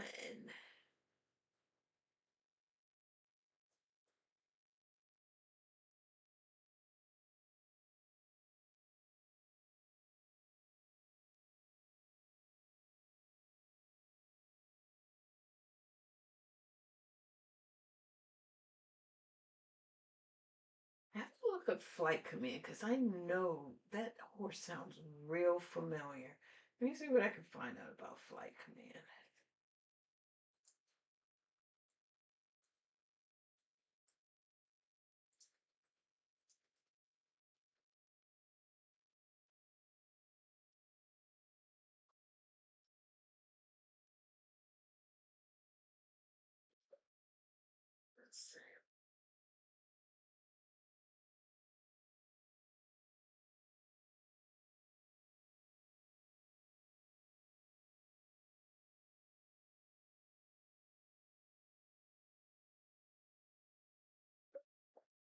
2-year-old colt.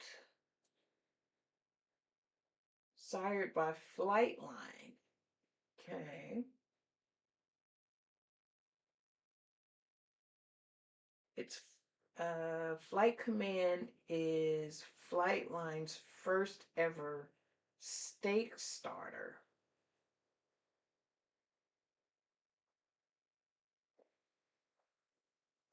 He debuted June 25th at Aqueduct. Maybe that's the reason why I know the name of the horse.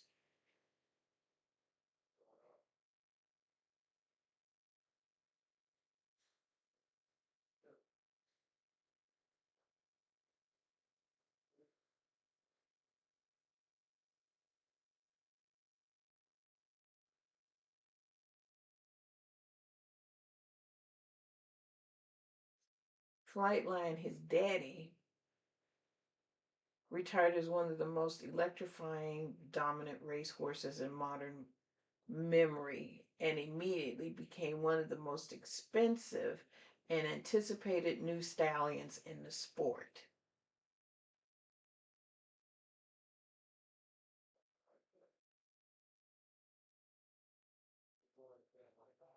And stallion means he's a stud. They are just using his sperm to generate more horses for the future. Okay, so maybe that's the reason why I know Flight Command. So I guess that's one we'll have to keep an eye on. We've got 5 minutes to post for Saratoga. Mm,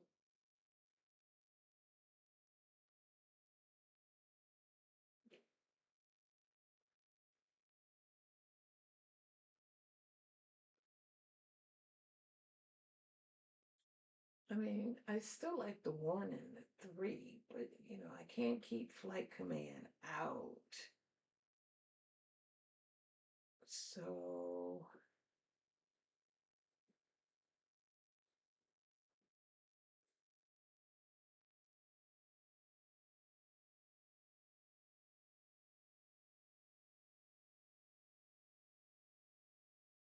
I don't know. So for race 6,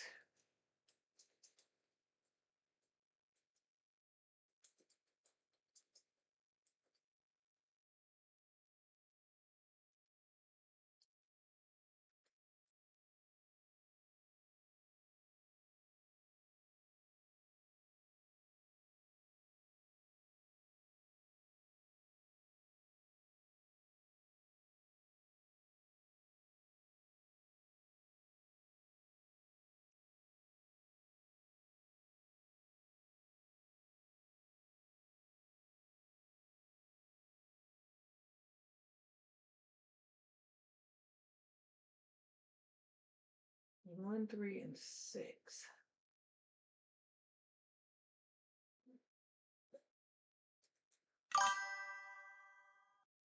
Maybe do an exactor. I don't know. That would be the only way to do it. 1, 3, and 6. An exactor.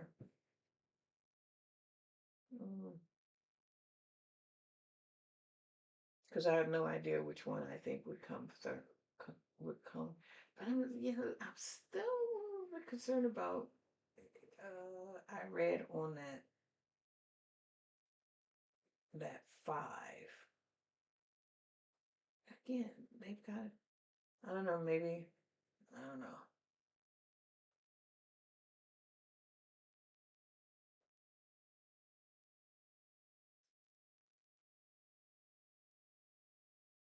Okay, we got 2 minutes. He's going off 14-1. And Zayas, they've got him going off 30-1. That's crazy to me. But, maybe. Maybe. Too late. I've already put in my numbers now, so that's what I'm going to stick with.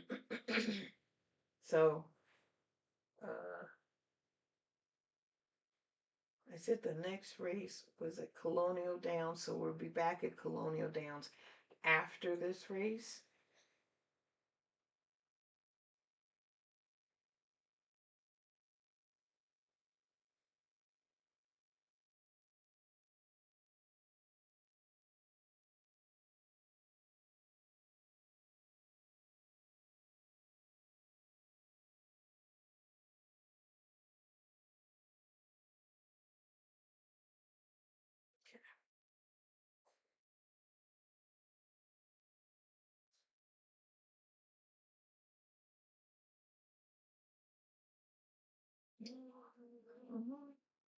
have nothing else to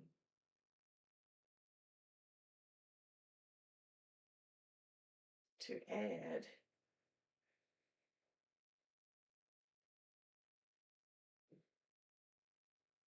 To this one.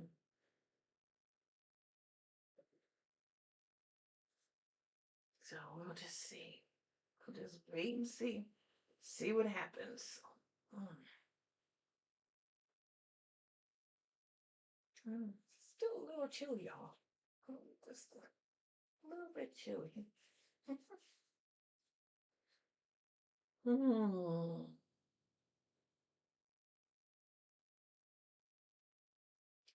Let's see where they are.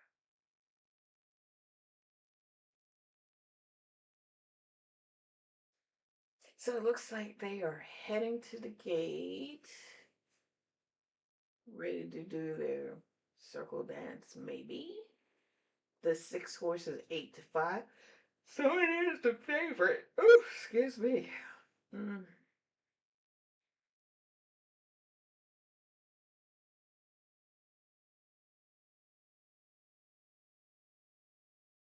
We shall see.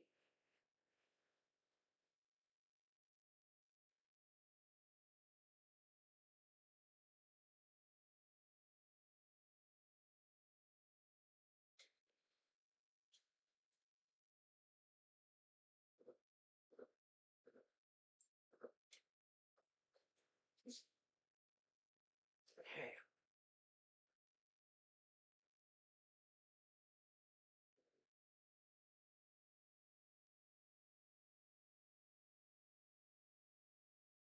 I'm trying to see where.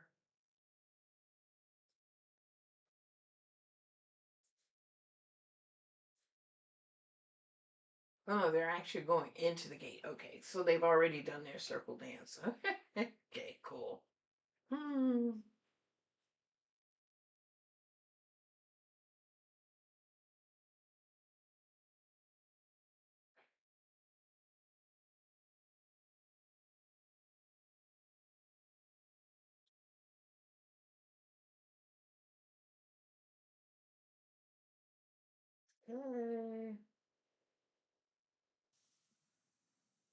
They are in the gate.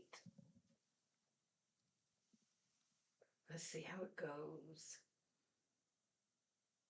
Here's Flight Command. Right up to the gate. Oh, it's nice, loud, and clear. And in. I wish they all were like that.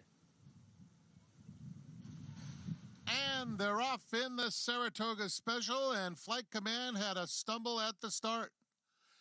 And Twinkletown, very quick away from there. Opens up a length and a half. Uncle Kev has some early speed. Here's Booked, who wasn't fast out of the gate, but he's pretty quick now. And Rasasi is down at the rails, so it's a three-way battle for the lead. Flight Command is fifth. Has now about 4 lengths to make up, and it's another 2 to How's Al Today. The opening quarter in 21 and 4/5 seconds. Twinkletown on the outside, short lead.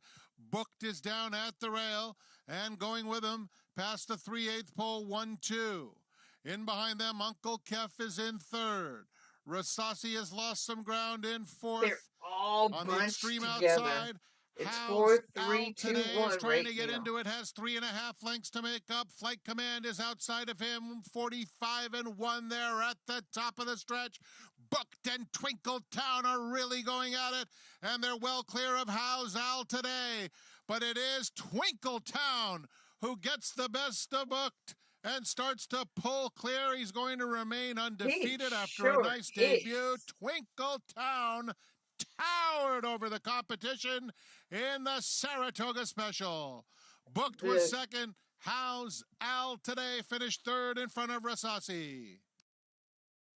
Flight Command came dead last. Last. What did I say? It came 3, 4.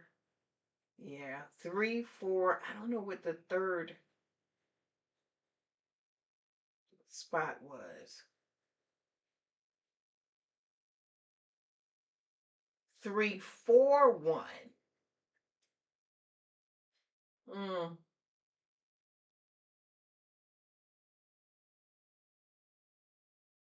I had 3-1. Sias just didn't make it to second, but he was nowhere near second, so it just wasn't gonna work. The 4 I didn't have an opinion about. I didn't have an opinion at all. So if I had played the 1-3-6 exactor, I wouldn't have gotten anything because the 6 was nowhere in the money. All right, let's move on.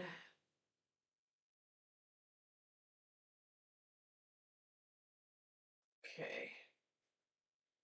We are at the 8th race at Colonial Downs. This is the Van Cleef stake at $150,000. It's going 5.5 furlongs on the turf. There are 14 starters. So let's look and see where are we at.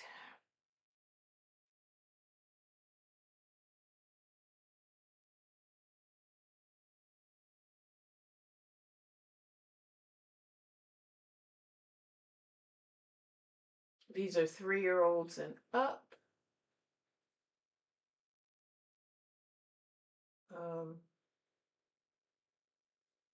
See, this one doesn't tell me a grade, so I know I wasn't crazy. I'm like, some of it, how is it that I've missed that? So they don't have it on all of it, so I don't know what grade this is. I'd have to go back and look. But anyway, there are 14 starts. The 1, the 4, the 5 to 10, and the 14 have been scratched. So we are down to 8 horses, 5, 7. Can I count? Can I add? No. 8. That's what I said. 9.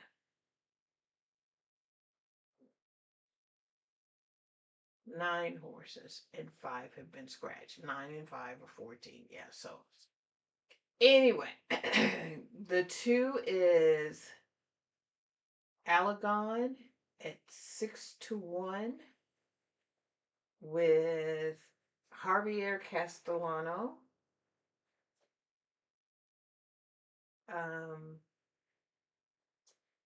Louis the Sun King at 11-1 with Mikel Sanchez.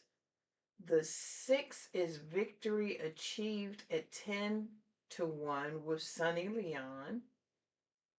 The 7 is Witty at 5-1 with Horion Barbosa. The 8 is Quiremy Pass at 8-1 with Samuel Marin. The 9 is Wow. In a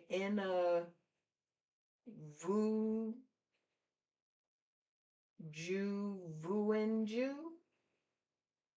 Wow. I'm gonna have to wait and hear that one. 9-1 with Jorge Ruiz. The 11 is Card Trick at 35-1 with Forrest Bryce. The 12 is Governor Sam at 4-1 with Paco Lopez. And the 13, My Boy Prince at 2-1, which is the favorite with Johnny B. So those are all of the horses. Again, I will always pick Paco, but I had the 9. That's the name.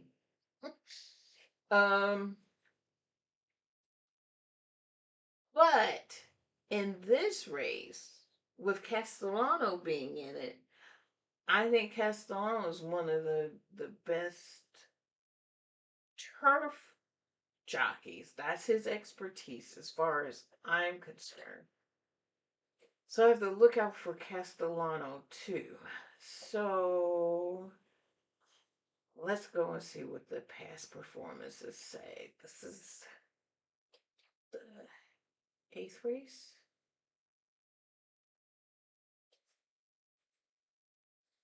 Yes, this is the 8th race at Colonial Downs.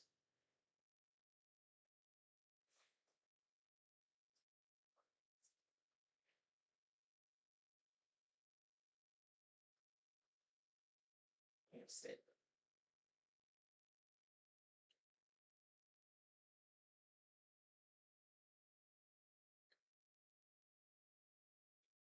Okay, how much time do I have? Colonial Downs. 6 minutes. The 1, the 4, the 5, 10, and 14 have been scratched. So the 1 has been scratched.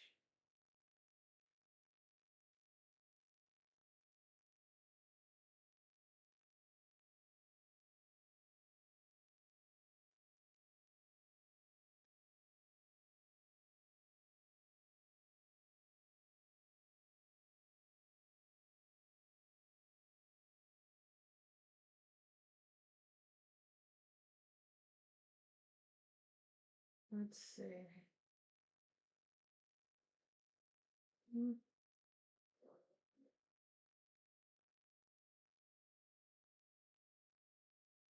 Believe it or not, I like the 8.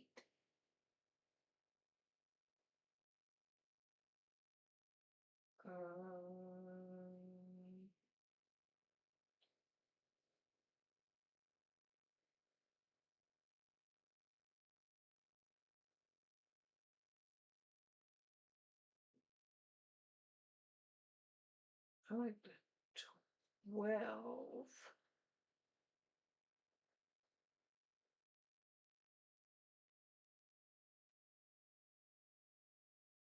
Hmm.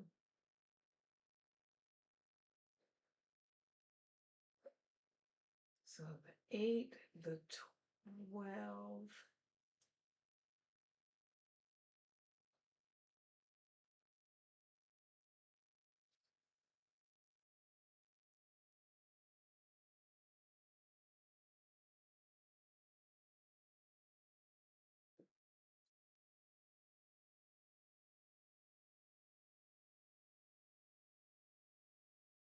Trying to see.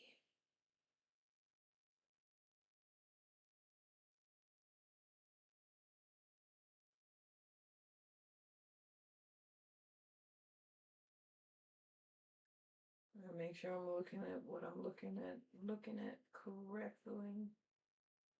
Um,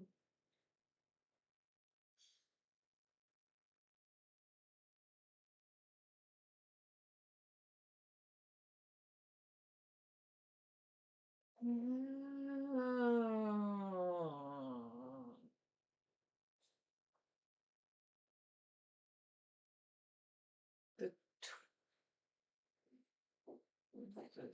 come in. Oh, sorry. Oh, thank you. I just got served breakfast, everybody. Thank you so much. You're welcome. Okay. Um, so yeah, I like the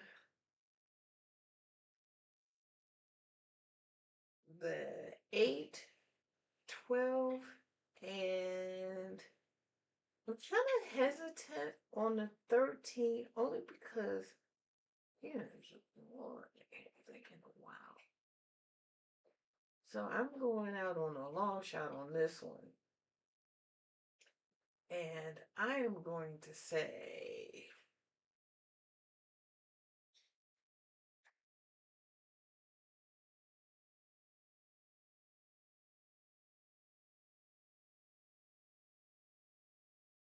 I'm just gonna go on a long shot and say the 8 and the 12. That's what I'm going with.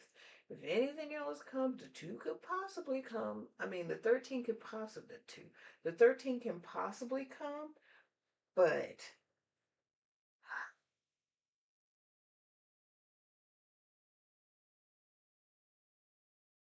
I can't leave out the 2 either. 2, 8, 12, and 13. 13. That's what I'm with.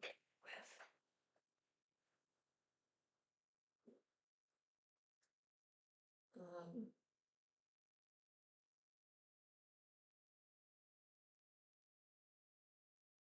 I'm gonna put in here.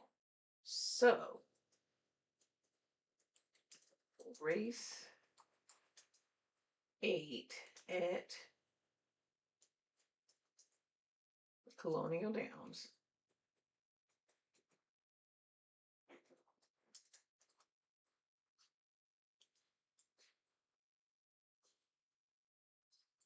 I'm going with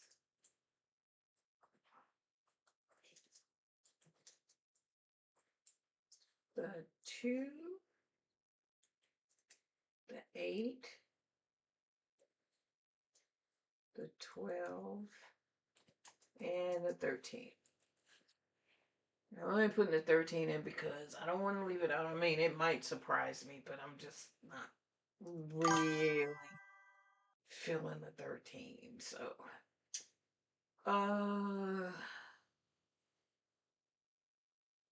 but I put them in anyway.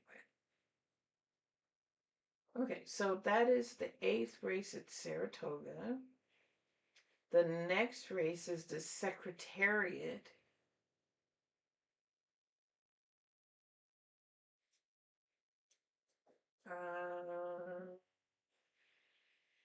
It's a $500,000 race.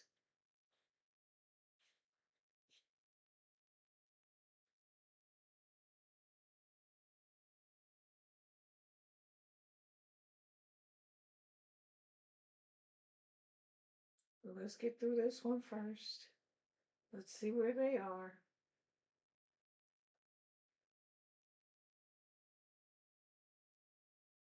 Looks like they are heading to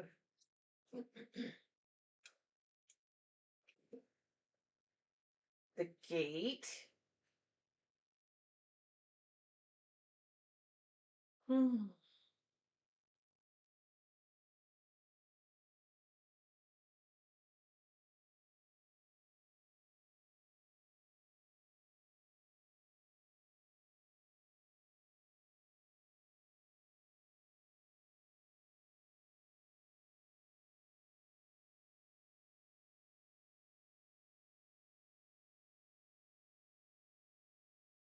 Um,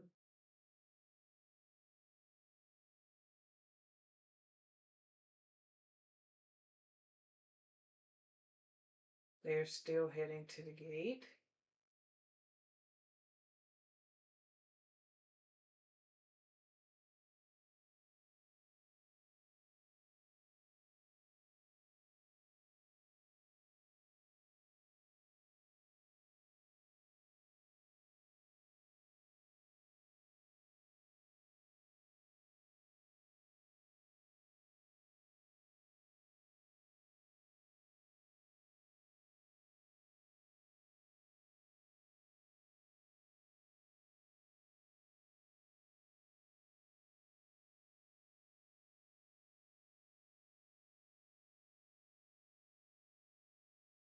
Mhm. Yep. Still heading to the gate. Well, I was going to say they're just getting off the dirt heading onto the turf.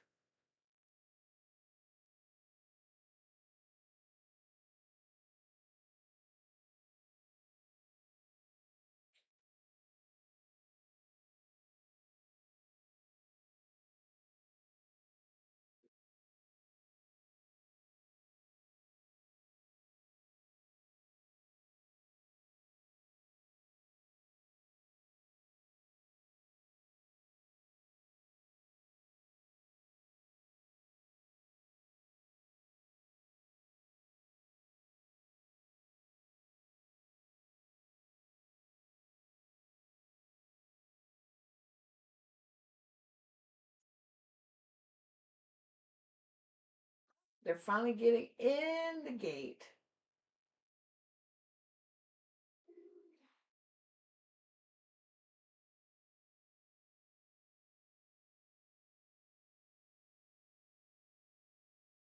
They're almost all in. What did I say? 2, 8, 12, and 13. Yeah, we'll see. I didn't even do a long shot. Well, I did. I did the 8.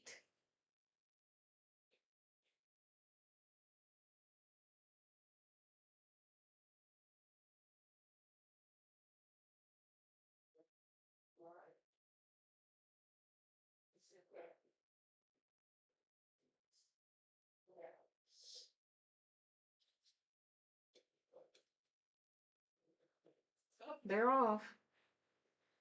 Victory achieved, flashing good speed. Kademe passes right there. Governor Sam joining them up on the outside. Those are the top three through that first 16th of mile. Louis the Sun King was out in fourth. Easy Vunga Vunga's fifth on the far outside, about 3 deep as they run to that turn. It's 2 lengths then back to Alagon. Another 2.5 to My Boy Prince. Car Trick with 1 beat, and that's the slow starting Witty, who's at the back. Kareme Pass to set the early fraction. In front by a half a length to Governor Sam. 24 seconds for the opening quarter mile. Length and a half more to victory achieved. Izzy Vunga Vunga's made some progress on the outside. Now Alagon tips to the outside. Pink Silk's black cap. Length and a half more to Louis the Sun King. My Boy Prince is still about 8 lengths behind. Woody is 9 lengths behind. Kareme Pass, Governor Sam. Governor Sam on the outside, pokes ahead in front. Kareme Pass battles on to the inside. Izzy Vunga Vunga tries to chase them with victory achieved. In behind horses, Louis the Sun King. Alagon is still 3 or 4 lengths behind. They come past the 16th pole. Governor Sam, victory achieved. Trying to get to that one. Late run, My Boy Prince right down the far outside. Victory achieved, getting up with My Boy Prince. No photo finish. Oh, That my ended up goodness. extremely tight. I think it's between My Boy Prince and victory achieved. Governor Sam was right there in a thrilling Van Cleef.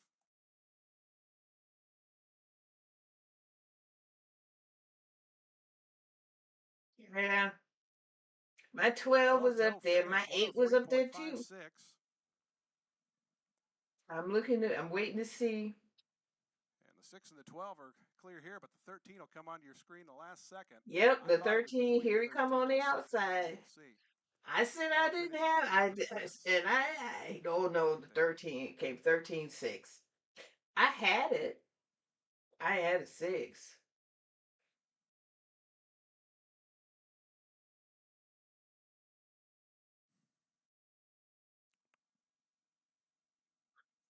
I think it came 13-6, 12. This angle here is a little past the wire, so always a little tricky to tell on this shot.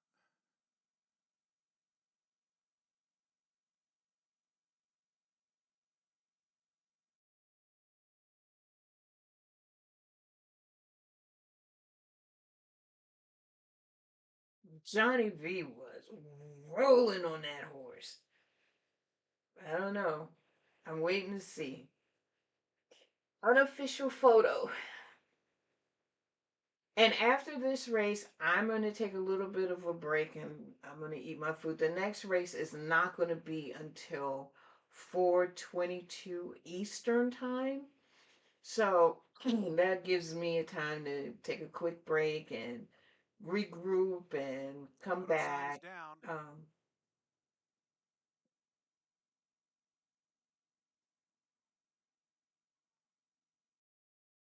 So they haven't posted it.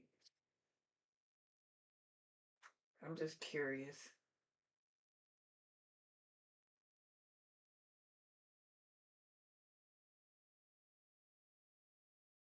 "13, 6, 12, and 3." So my 13 and 12 ended up in there, but I didn't have the 6 or the 3. I had the 2 and the 8. So anyway, so that's what I'm going to do. I'm going to take a quick break and I will be back shortly. And we will resume where we left off. The next race is going to be the Secretary race, the 9th race. This is one of the biggest races. They've got 3 that are coming up, and then everything else follows that. Yeah, so I'm going to take a quick break, and I will be back shortly.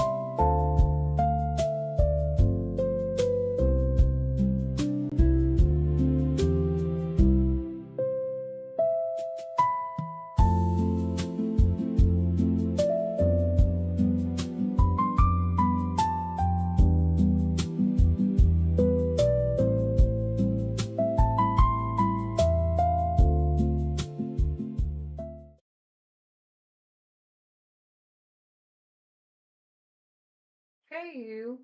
I'm back. I forget. I'm trying to think of what movie. Oh, oh God, was that The Shining? Trying to think what movie it was that said that. I'm back. I think it was The Shining. God, that was so long ago. And I don't know what made me just say that. Anyway, we are here now to talk about the next race at Colonial Downs, which is the Secretariat stake race. Let's see, kind of go through it real quick. We've got 5 minutes, so Colonial Downs. This is, like I said, the Secretariat. This is a 500,000 race. It's going a mile and the 16th on the turf. And there are 9 starters in this race. And I do believe there's one scratch. Yeah, the 8 horse has been scratched. These are 3-year-olds, and this is a grade 2 stake race. So the one is Turf Star at 18-1 with Jorge Ruiz. The 2 is Conducted at 6-1 with Paco Lopez. The 3 is Supercharger at 3-1 with Manny Franco. The 4 is Fuzzbuster at 7-1 with Johnny V. The 5 is Vino Solo at 71-1. Wow, with Jorge Vargas. Oh, Jose Vargas, not Jorge. Oh, don't know Jose Vargas. Okay, Jose Vargas. The 6 is Infiltrate at 8-1 with Tyler Gaffleon. The 7 is Street Beast at 15-1 with Brian Hernandez Jr. And the 9 is Alpaland at 4-5, which is the favorite, with Javier Castellano. Okay, so at first glance for me, like I said, I always bet on Paco. Javier Castellano is great on the turf, so I would absolutely put money into Castellano for sure. But let me go to the past performances and see what I can see. The 8 is scratched, so that's the only one I have to ignore. Let's see.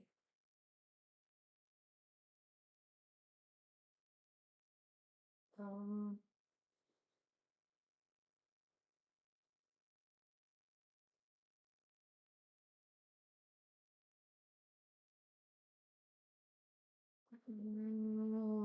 kind of. And again, these are all at quick glances. Well, the 4 has never been in a stake race. Neither has the 3.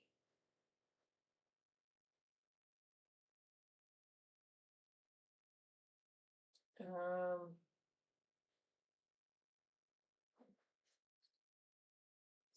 okay.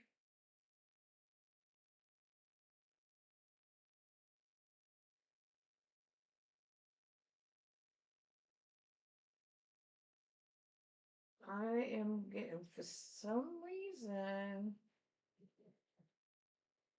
at first glance, I like the 2 and the 9, but maybe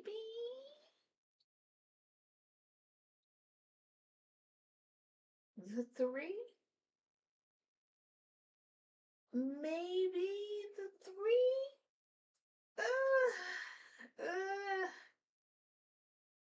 Okay.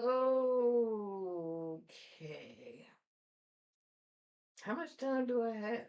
Let's see.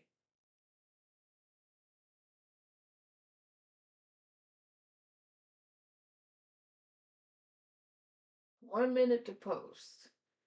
Yeah, so I'm just gonna have to go with the 2, 3, and 9. right, let's see where they are first.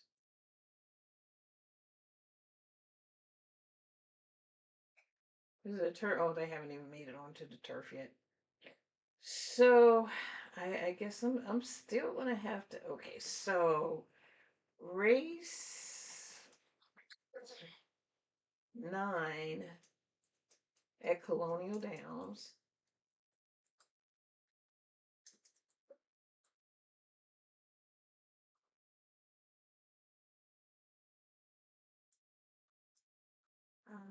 The 2, the 3, and the 9. Okay, anything else? The 2, 3, and 9. Let's look at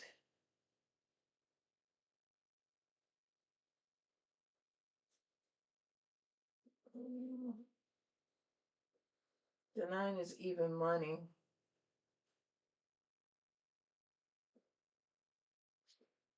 Hmm. Yeah, I would again for kicks and giggles, I would put that 5 horse across the board at 73, 71 to 1. Oh Lord have mercy. Even if it's just $2. It's the longest shot on the board.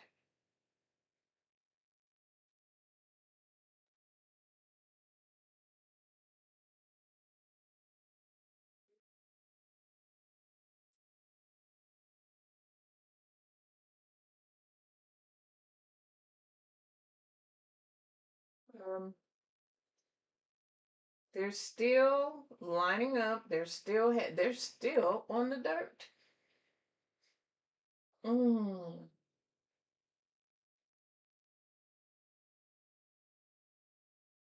But they're heading there.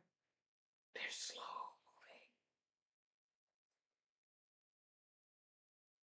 moving. Slow moving.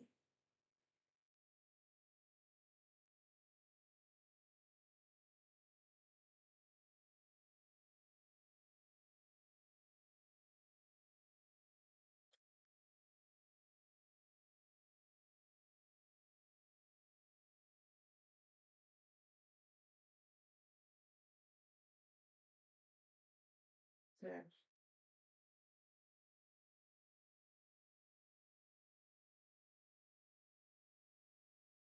Oh, the 3. Did I mention the 3? I think I did. The 3 is with Cherie DeVoe. She's the trainer. She's the one that won the 4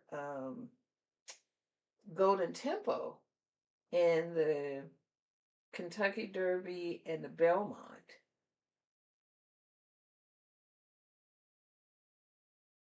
So we will definitely see. Oh, they're finally on the turf.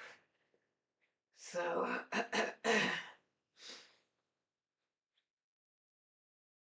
let's see.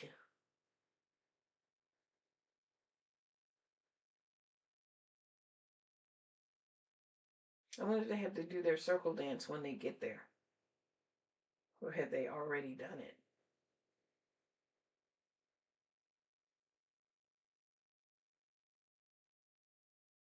So just to let you know, I call it the circle dance, but it's they walk the horses around in a circle just to kind of calm them down and get them ready for the race, and they're not anxious, and you know. Um,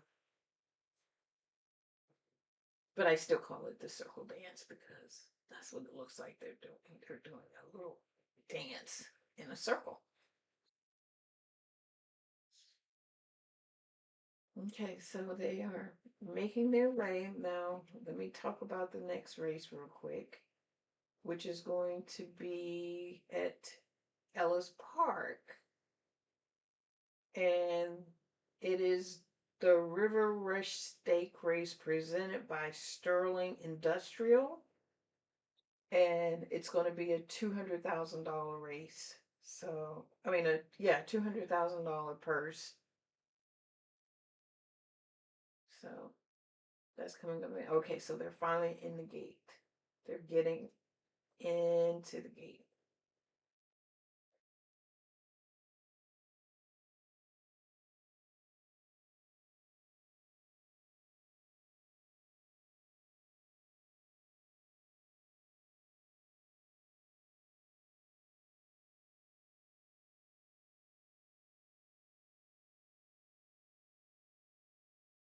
Okay.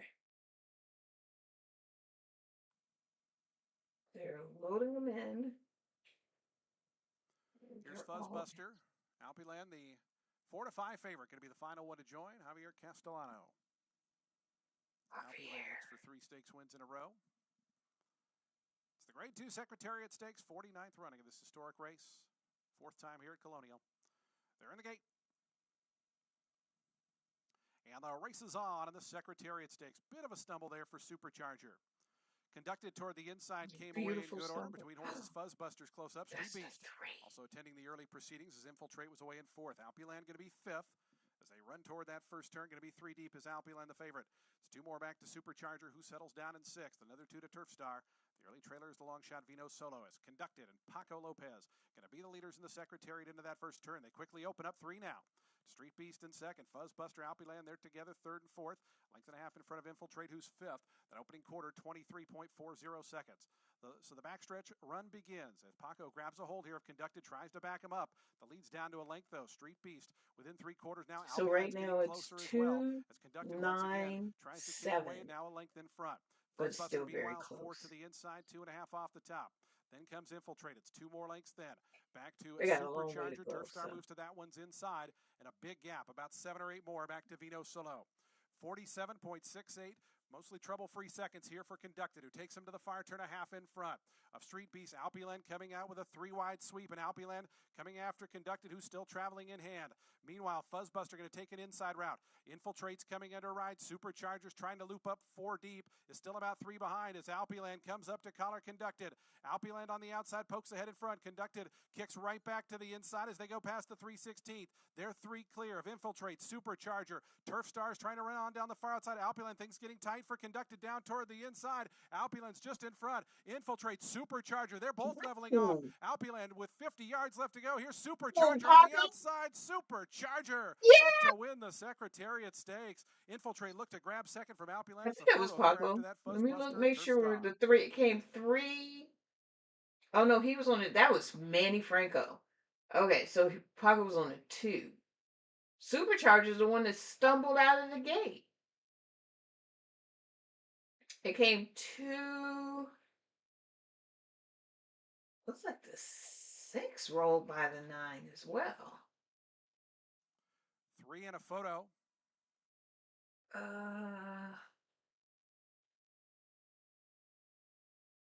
Yeah, it looks like it came 3, 6, 9. Supercharger 3-1 winner. Okay.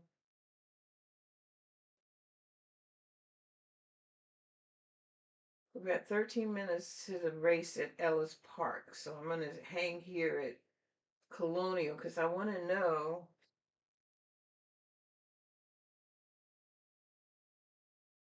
I mean, I think I said the 3. I don't know. I know I did not say the 6. What did I say?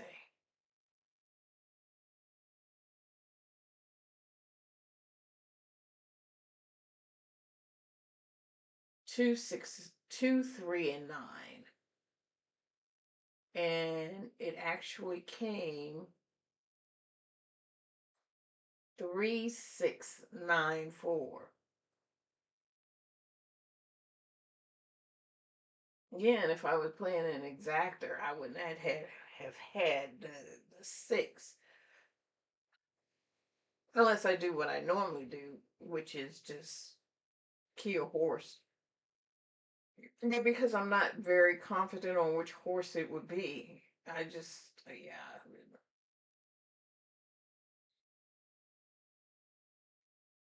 That's what it came. 3, 6, 9, 4. Well, I had 2 of the 3 in the race. The 2, I don't know. I don't know what happened to Paco, but that's okay. I'll give him a pass. Okay, so let's move over to Ellis Park. This is the Riverside Rush Steak presented by Sterling Industrial. I mentioned that before. It's a $200,000 purse. It's going 5.5 furlongs on the turf, and It's got 15 starts, and I did see a few scratches. So these are 2-year-olds. And the 4, 7, and 9 are scratched. So there are 12 horses in this race. Oy. Anyway, so the one is Tolstoy. Oh, it doesn't give me the odds yet. So I'm gonna maybe refresh the page and see if it'll.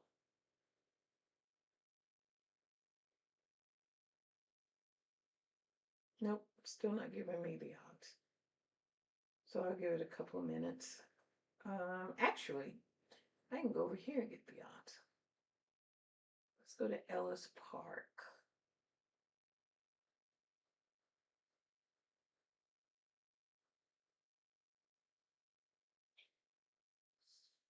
Okay, so the one is Tolstoy, Tolstoy, going off 8-1 with Ben Curtis. The 2 is 30-1, Fortune King with Gabriel Saez. The 3 is 20-1, Crack On with Danny Sheehy.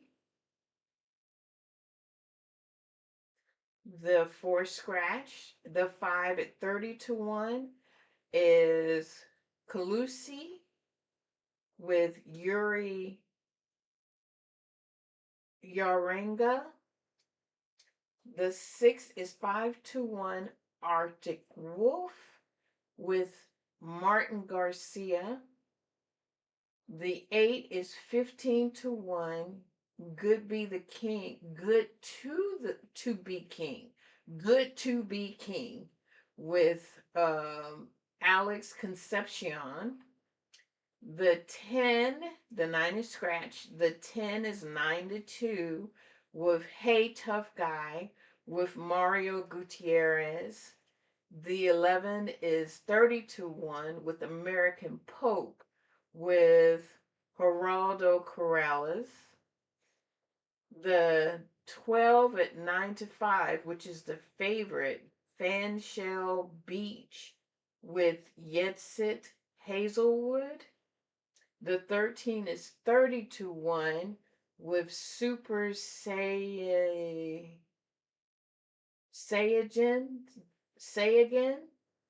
Super Saiyan with Fernando de la Cruz. The 14 is 30-1, Red Sun with Francisco Arietta. And 15 is 30-1 with Isa Share with William Anton Georgie III.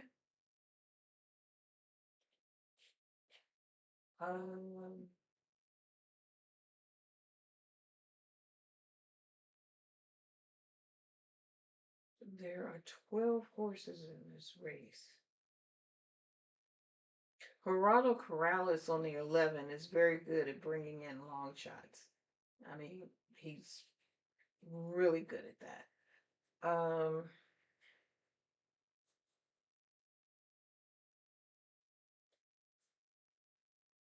This is a turf race.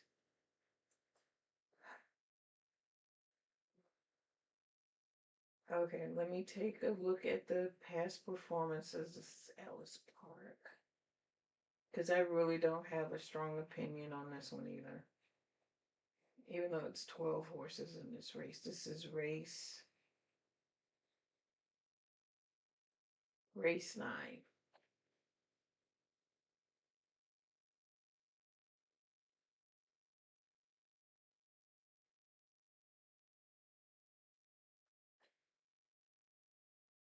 Race 8. Race 9. And which horse was scratched? Let's see. 4, 7, and 9 are scratched. Okay, so these are 2-year-olds. Well, at least they've run before.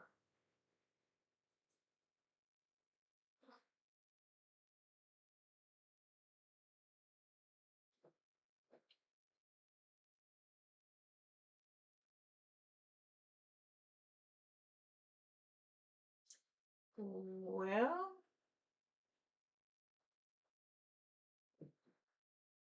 okay then.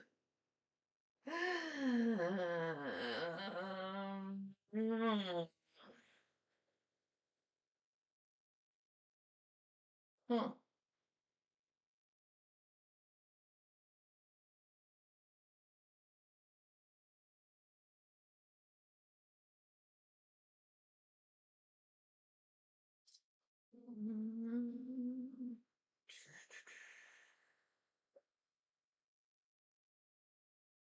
Well,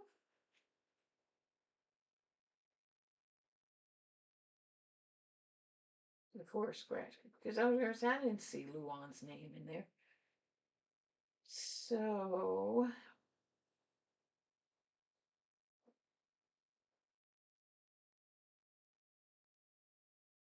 4, 7, and 9. I like the 6.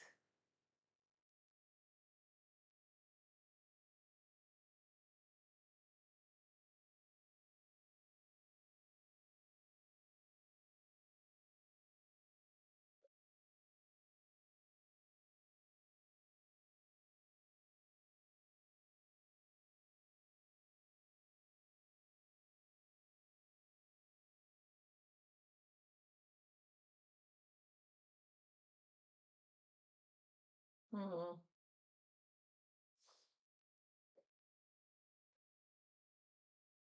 I said the 6, didn't I? Maybe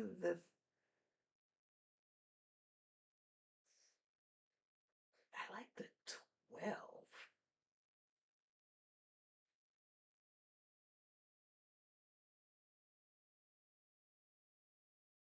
Maybe the 15. Um,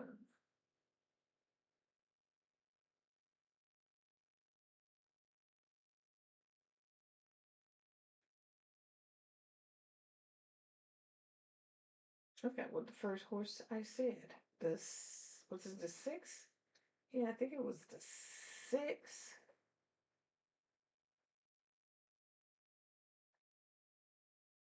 12 and 15.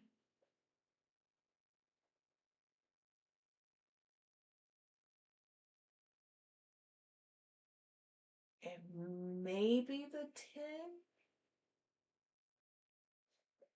How much time I got?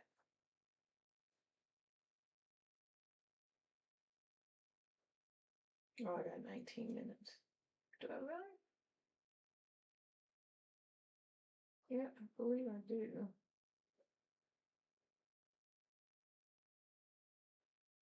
Oh, they pushed it back. Great. It was 2 minutes and they pushed it back. All right. Well, let me make sure that nothing else is coming up before that one. Nope.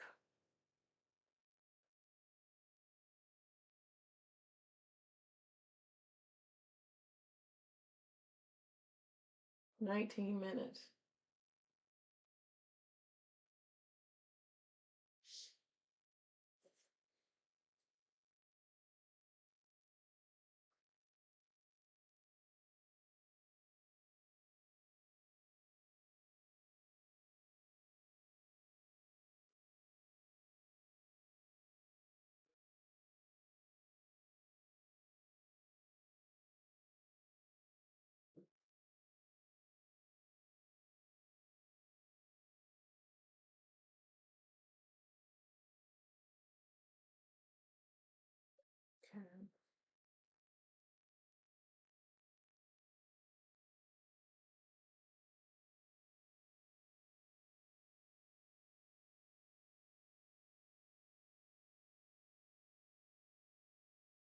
I'm still looking because there's so many of horses that are to.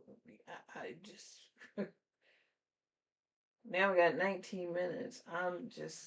What did I say? I just want to put my picks in. Okay, so for race 9 at Ellis Park, I'm going to say the 6,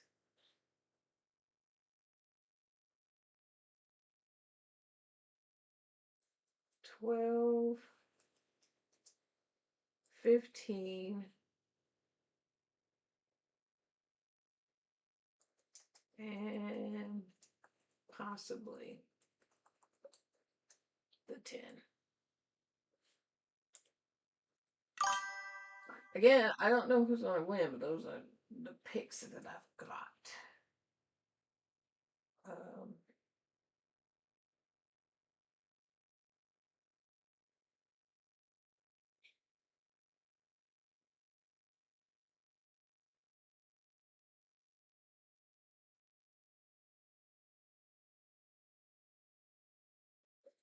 let's see.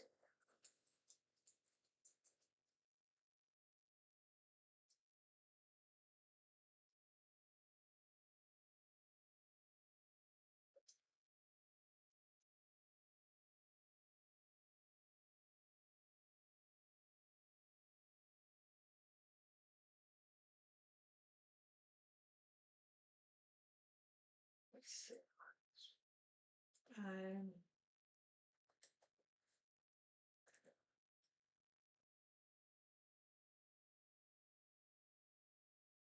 okay.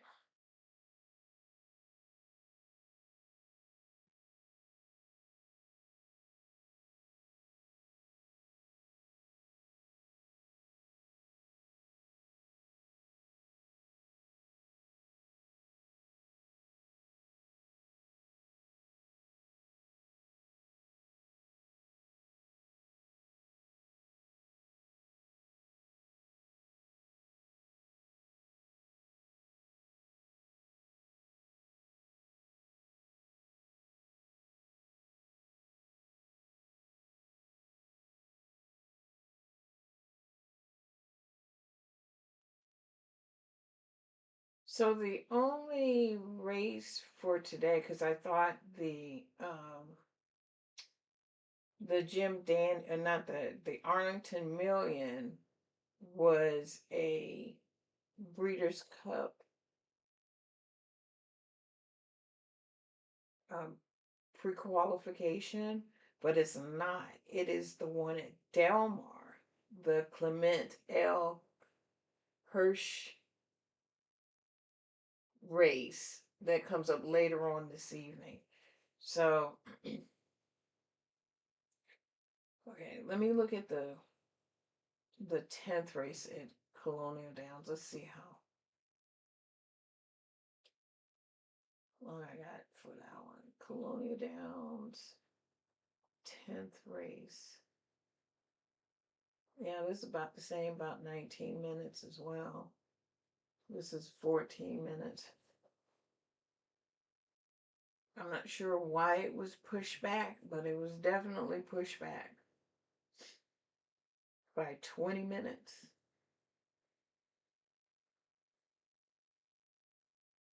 Let's see if they say anything.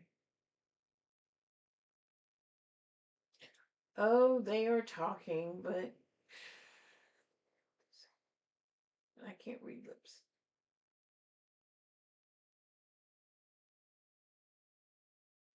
Oh, they're talking about, they put something up. They're talking about the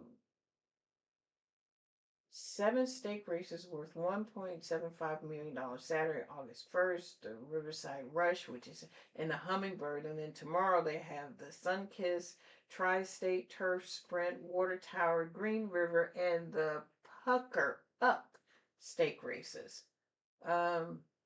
I will not be following the races for tomorrow. Saturdays are enough for me right now as far as live covering the live races. When I get to the point where I can retire and this is the only thing I get to do, that I could do the races every single day and be happy. But right now, I still have to work, so I don't have the luxury of being able to retire. So I have to stick with going live 1 day a week. Um, And I am trying to do the Thursday, but I'm finding that the Thursday schedule is a little bit more of a challenge for me. Not because of the fact that um, I don't want to do it. It's just the fact that my work schedule is kind of getting in the way of me doing it. So I have to figure that one out. I am definitely going to figure it out. I started it and I'm determined. I've got a little bit of catching up to do because on Thursdays I talk about the road to glory, the Breeders' Cup, everything, anything regarding the Breeders' Cup races that are coming up. Um, but hopefully I'll have time this weekend to try and catch up on some of the discussions that I've been following them. It's just that I need to share what I've been following and what I've been learning. That's the challenge right now. But I'll get there. Trust me. I will get there. So we've got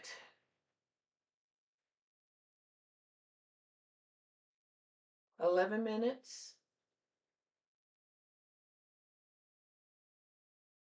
and I need for you to give me 1 second. I'm not going to put it on pause, but just give me 1 second. I got to do something real quick.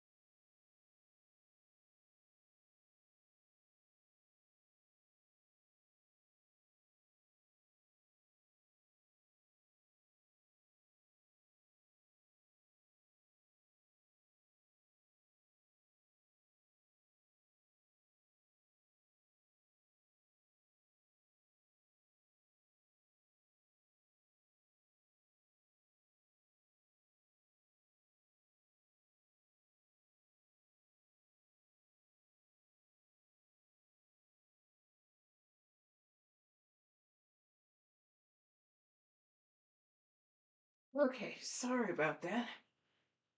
I had to walk away for a couple minutes. All right. Still cold in here to me. All right.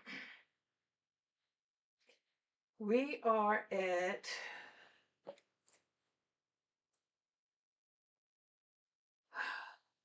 7 minutes to post.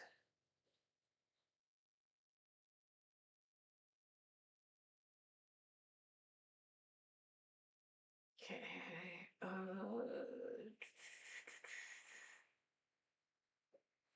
7 minutes at Ellis Park and 11 minutes at Colonial Downs. So I'm going to go ahead and talk about Colonial Downs since we got a few minutes for Ellis Park. So this race is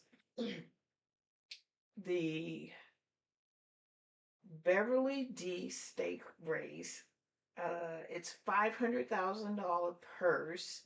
It's the 10th race. It's going mile and 3/16, and there are 12 starters in this race. I don't know. Let's see if anything was scratched. Yes, there have been 3 scratches, the 1, 2, and 10. This is fillies and mares, 3-year-olds and up. This is a grade 2 race, and it's 10 minutes to post.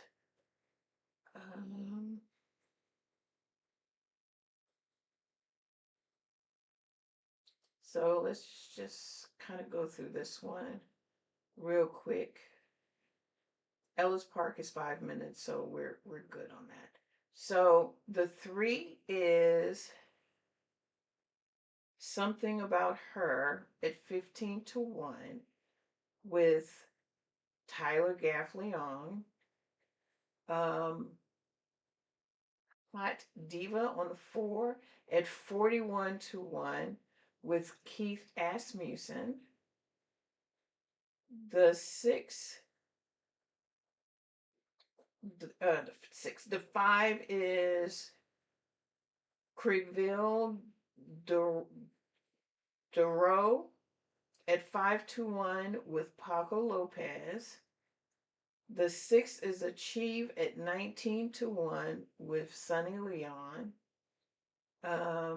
Pin Up Betty, which is on the 7, which is the 7, not on the 7, which is the 7 at 5-1 with Mikael Sanchez.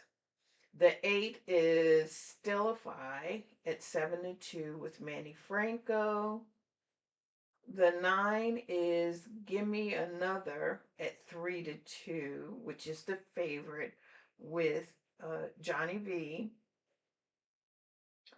The 11 is Fast Market at 23-1 with Samuel Martin.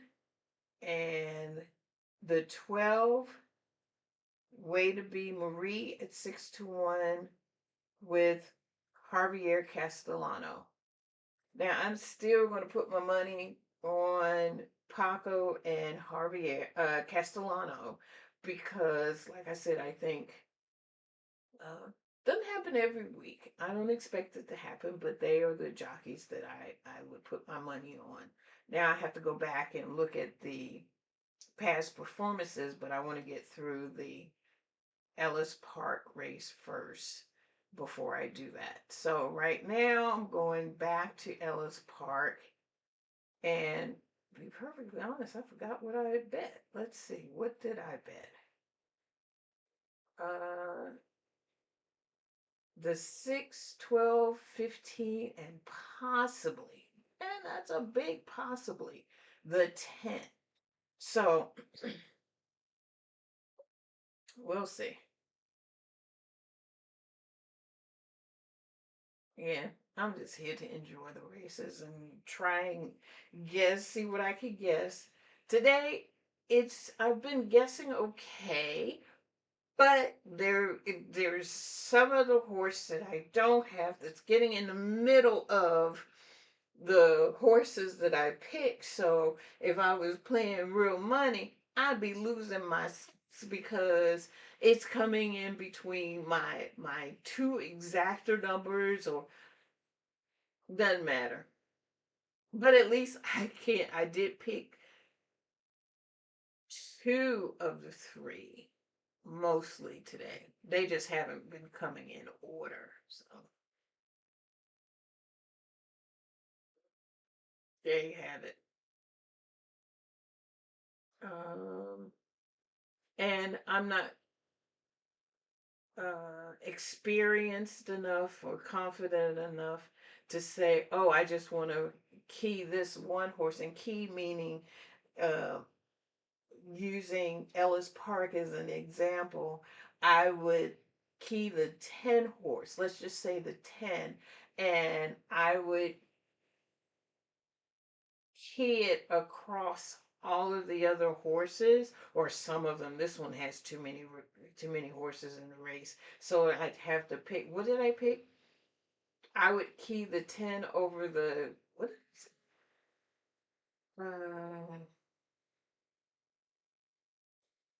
This is just, oh, the 6, 12, and 15. you know, that type of thing, where that 10 horse has to be in front of the 6, 12, or 15. That's just an example. That's when I say key. And key box means the 6, 12, and 15 can come in front of the 10. But, first of all, there are too many horses in this race. And second of all, like I said, I'm not the expert. I'm just here to have fun.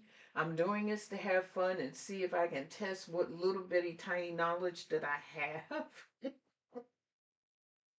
So I don't profess to be a big time handicapper. That's not why I'm here. I'm just here to talk about the horses and the jockeys and stuff. So, um, they are now heading to.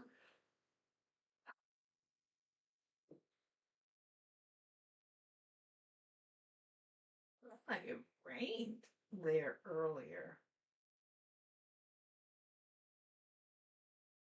Oh yeah, they're going into the gate. So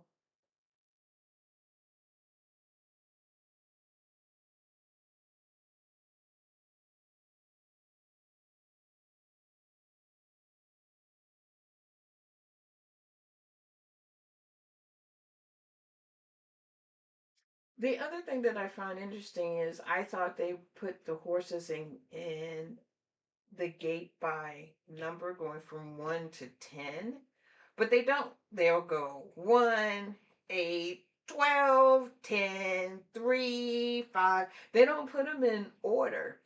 I haven't figured that part out yet. But as soon as I figure it out, I'll let you know. Anyway, they're heading into the gate.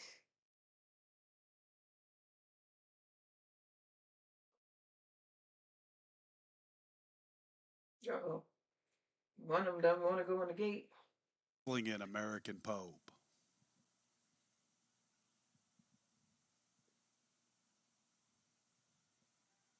There's Arctic Wolf.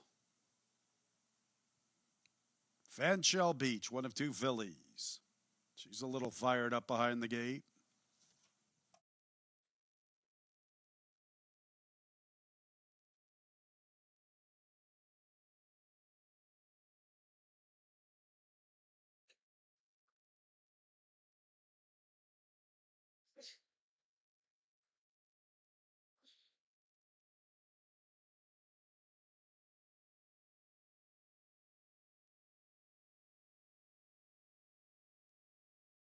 Many of the 2-year-olds are being backed out of their respective posts. Uh-oh.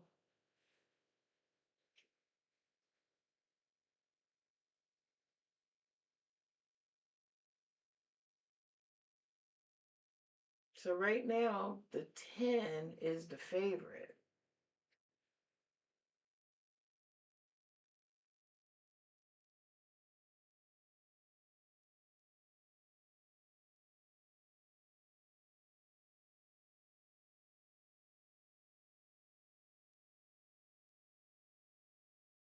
Just a little bit of a delay for the Riverside Rush. Again, a little bit of a delay. All right, well, we have to come over to, there's 2 minutes to post at Colonial Downs. Let's go to Colonial Downs.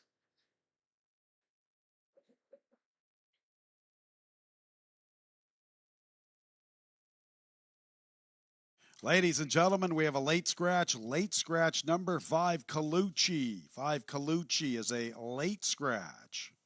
The 5. On advice of the track veterinarian and by order of the stewards, late scratch 5 Colucci from the 9th race. Refunds all wagers associated with 5 Colucci. Consolation double starting in the 8th. Consolation pick 3s. I did not have the 5 concerning in the our first place. 20-cent Dade Park pick 6, our late pick 5, our late pick 4, you'll automatically receive the post-time favorite. I do believe there will be a consolation version of that all-turf pick 3. Okay, I'll come back to that as soon as they're off. Let's go over to Colonial Downs.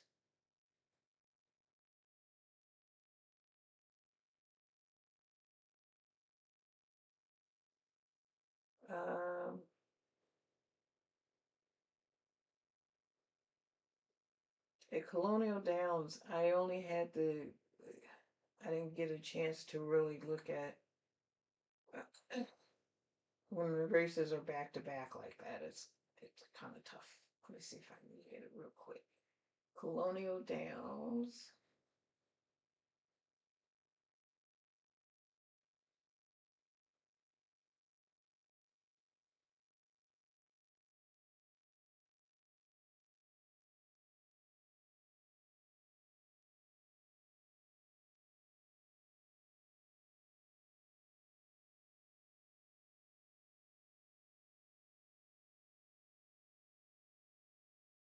Okay, Ellis Park is going back into the gate, so they're all going back into the gate.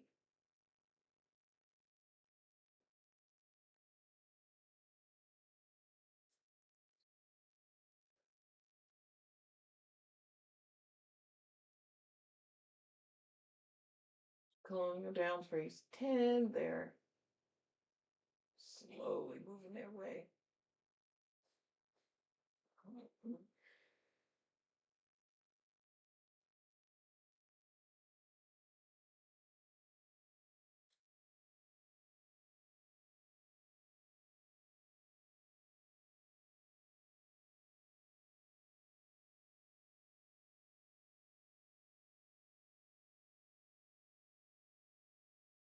Okay, Ellis Park is getting ready to go off.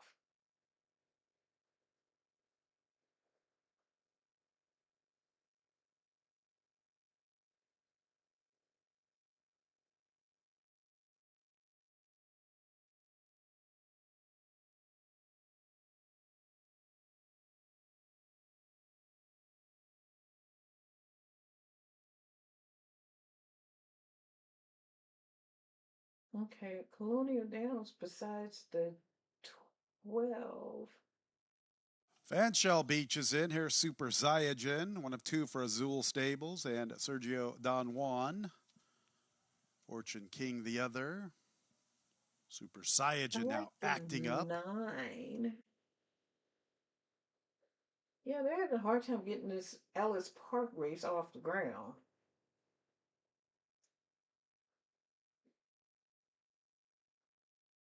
Red Sun and Isacar, the last couple to load. Red Sun is in, and Isacar. 6. Ready for the Riverside Rush. And there they go in the first running of the Riverside Rush, presented by Sterling Industrial. Fanshell Beach begins the best. Super Zyajin comes away in good order second. And Tolstoy is up close to the action third from the inside. Arctic Wolf and Hey Tough Guy share that fourth position. It's about 2.5 lengths to Isacar from the extreme outside, passing Red Sun. Good to be King and American Poper about 10 lengths from the lead. 2.5 or 3 to Crack On. And Fortune King is at the back. Fanshell Beach has the lead. And on the outside, Super Zyajin. And here comes a tough guy revving up to the outside. And Tolstoy is looking for somewhere to go, maneuvering off the rail with a little bit of run. Fanshell Beach. Tolstoy looks like one of the players tipping into the two-path and coming with a nice run, but they got to get to the filly, Fanshell Beach. Tolstoy is running out of ground from second. A late charge from Good to Be King in the two-path and Crack On from the rail. The fillies are 1-2. Fanshell Beach, Crack On, rolling home, Fanshell Beach. The fillies run 1-2 in the first running of the Riverside Rush. Fanshell Beach from Crack On, then Good to Be King. Okay. Let me go over to, let's see. With the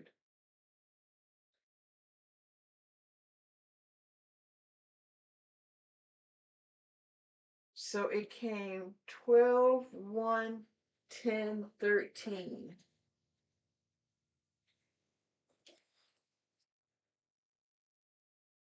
And what did I have?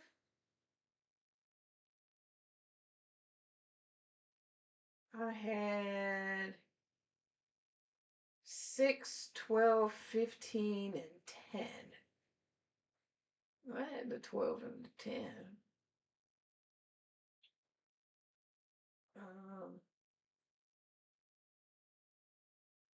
Let's go over to Colonia. They still haven't gotten in the gate yet.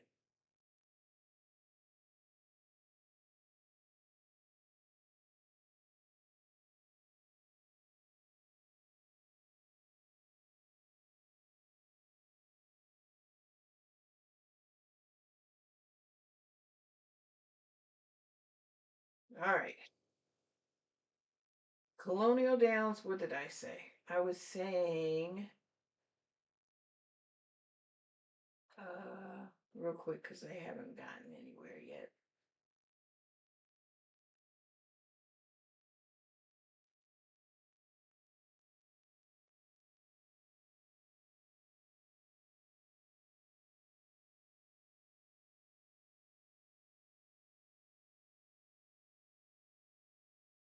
Ooh, is a 7 scratched?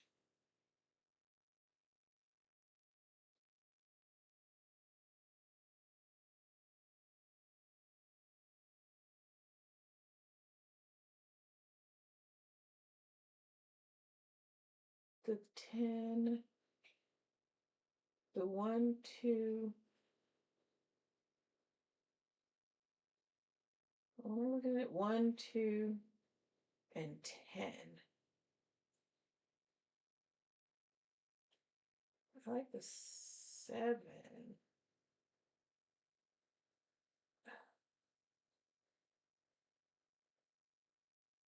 It doesn't matter. They get ready to go off now anyway. They're in the gate. So they can get this one in. And Pin Up Betty just really got fractious there in post 7.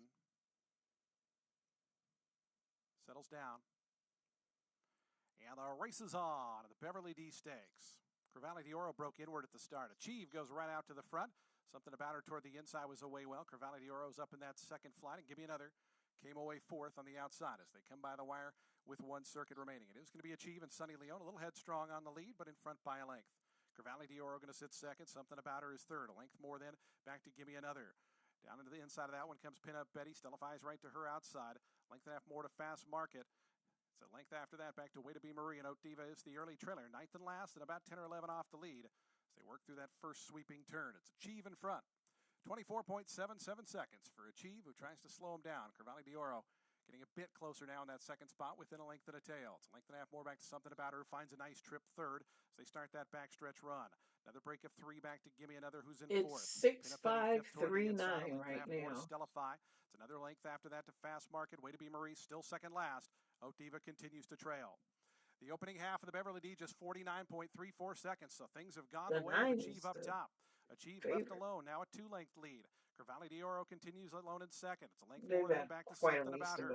After that comes Give Me Another. Pin Up Betty stays toward the inside fifth. Stellify giving a little bit of a cue there from 6 to still about 6 lengths off this leader as they wind around the far turn. Achieve is still there. 3/4, 1:13.76 seconds. Achieve comes to the quarter pole, length and a half in front. Cavalli d'Oro, something about her, still in hand, is gliding up nicely on the outside.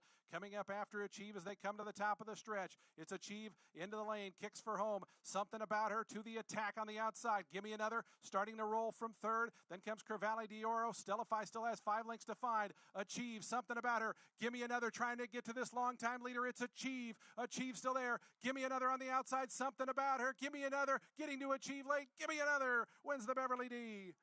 Yep, that I was believe the Achieve held favorite. on for second. Something Johnny about her was V right there. on After the that was 9. Stellify. Mm-hmm. Okay, so I think we have to jump over real quick to Saratoga, because I think that's the next race. I know that's the next race. I just don't know how much time we have. Oh, this one is off already. So let's see if we can catch this one.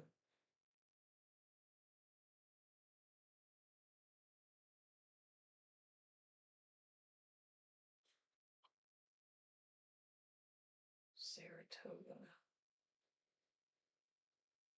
Yeah, see when they go back to back to back like that. Okay. Hard, and that's what I love about him. He's so hard since day one.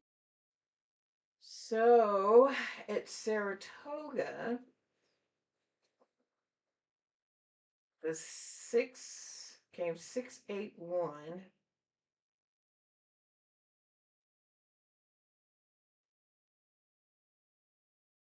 Was Irad. He was the favorite. 8, Pratt.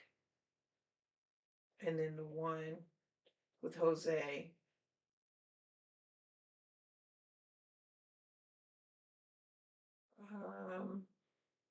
Okay, when we go into the Hummingbird, that's back at Ellis Park. Oh, this one's going to be pushed too because they pushed the other race. The last race.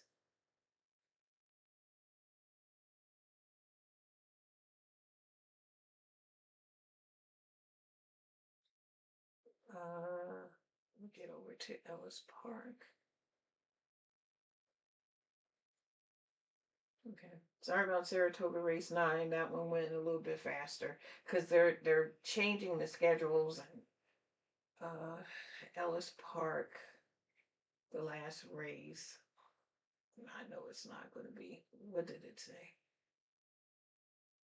20 minutes? Yeah, it's 19 minutes for this race to go off. So this is the Hummingbird race. Let me catch up on mine. Okay, so this the Lake George Stakes just went off.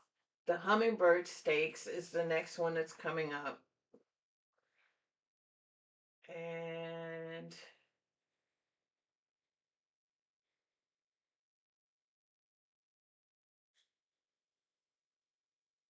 yeah, the Jim Dandy and the Arlington are coming after that. So the Hummingbird Stake race is the next one that's coming up. It's a $250,000 race. It's going 5.5 furlongs on the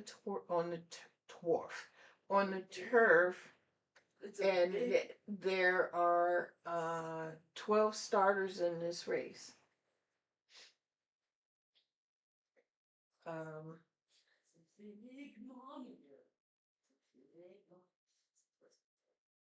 And these are filly and mares, 3-year-olds and up. So, what did I say? 12, 5, 7. So 5 were scratched, 7 starts. I think it's raining there. Yeah, that's the reason why all of these horses are being scratched. So the 1 is Big Trouble at 3-1 with Francisco Arietta. The 5 is Lovely Emma at 9-2 with Danny Sheehy. The 6 is Shirley Ann with Amir Mendoza. The 7 is Satin Blue at 13-1 with Axel Concepcion. The 8 is Chloe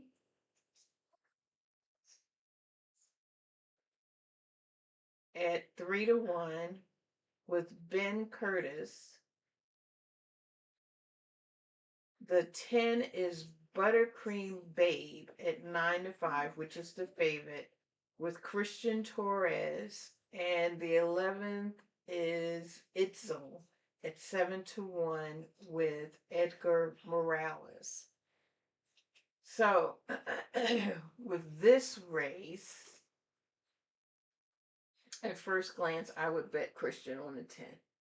I've learned not to go against Christian because Christian has beaten my behind too many times for me to say, nope, I'm not going to bet. So I will bet on Christian. Now, let's take a look at the past performances and see what it tells me. This is race 10.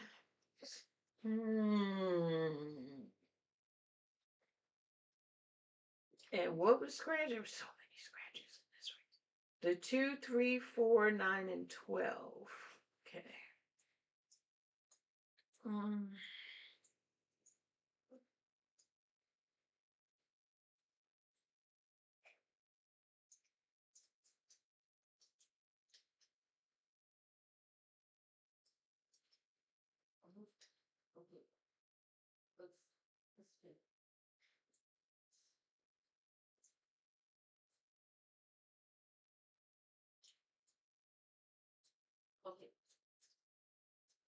Okay, let's wait. Let's see.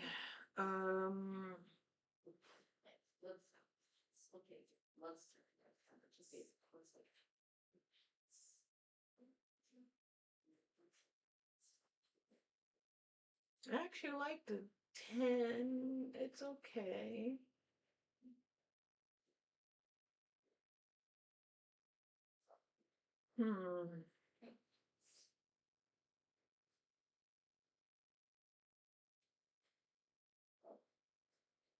The 8 is not bad.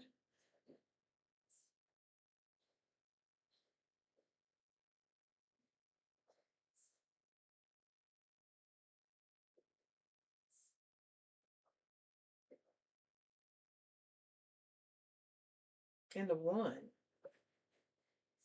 I definitely like the 1. I went from the bottom up. Maybe I should go from the top down. The 1.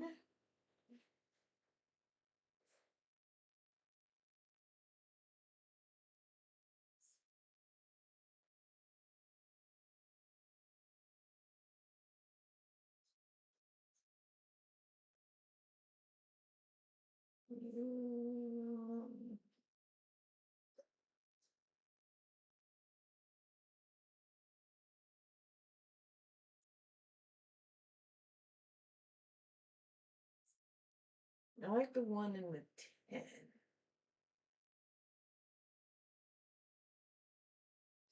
For sure.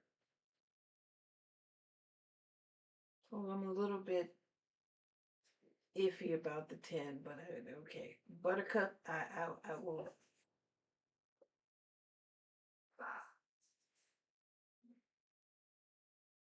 And maybe the 8.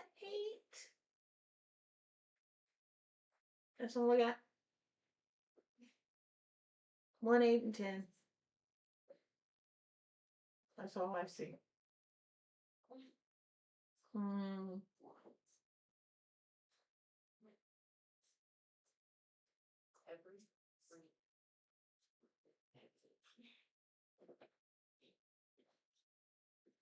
There have been no long shot.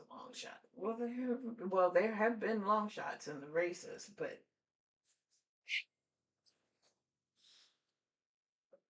they have not done their thing today. Okay, so while we're waiting, okay, let me focus on one thing at a time. So, race 10 at Ellis.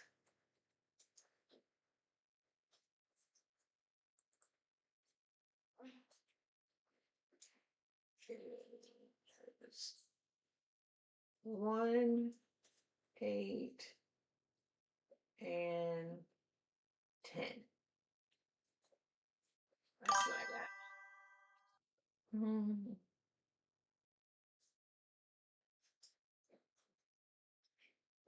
So the next race we're going to be covering is the Jim Dandy at Saratoga. That's a $500,000 race, and it's going 1.125 miles on the dirt, and there are 5 starters. Let's see if they still have Saratoga.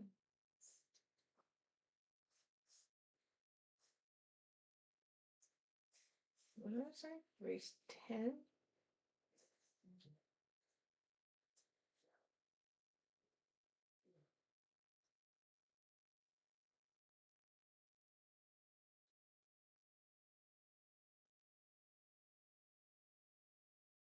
I was jumping. Okay. Yeah, and all 5 are racing.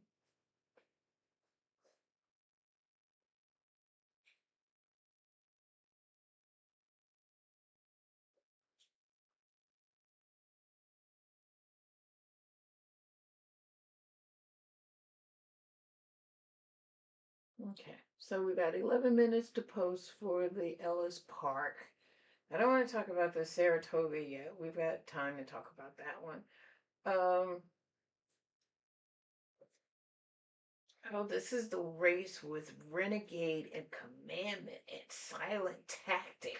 Oh my God. Oh, yeah.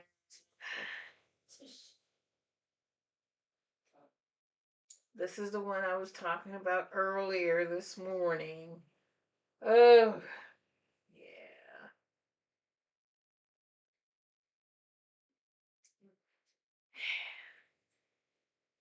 Come back to that one. So we got 10 minutes to pose for this one.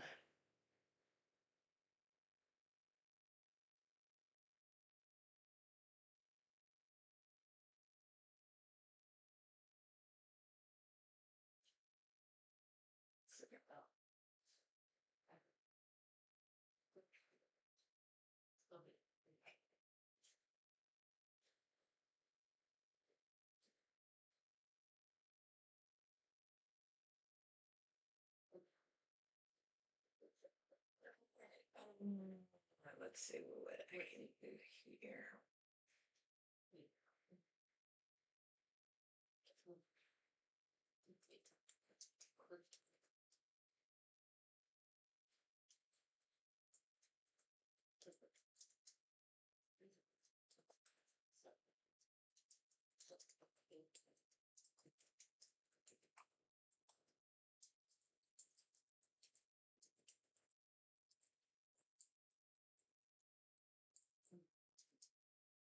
And silent tactic.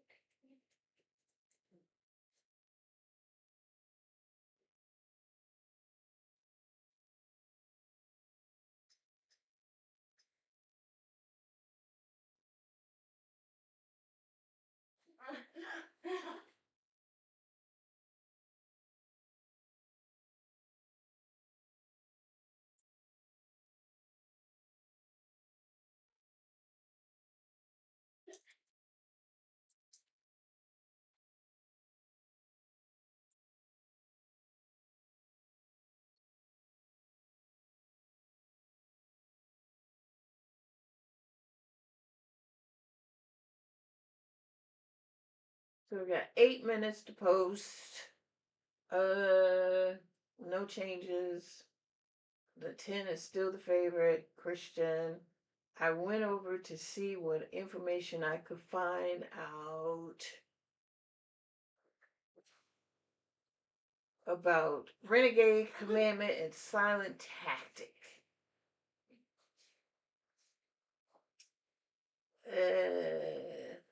Renegade is going to be in post 3. The trainer is Todd Pletcher. The jockey is I Read Tease. Why he's dangerous. Well, winner of the Grade 1 Arkansas Derby. Finished second in the Kentucky Derby, losing only a net to division leader Golden Temple, finished third in the Belmont Stakes. He earned $2.2 million. He's never been off of the board in his career, and that means he's always won. He's always come in, win, place, or show. That's what that means. Running style, Renegade is typically a stalker. He likes to settle just behind the leaders before making a powerful move around the far turn. The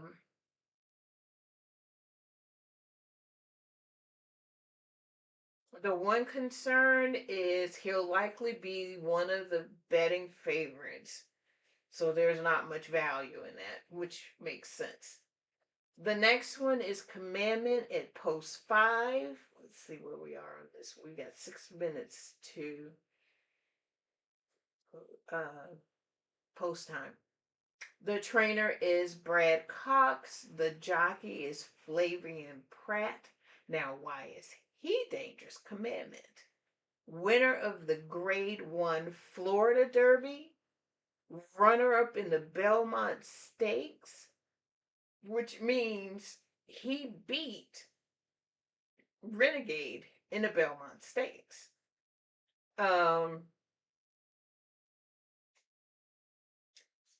His only disappointing race came in the Kentucky Derby after encountering traffic problems, meaning they blocked him in, so there was nowhere he could go.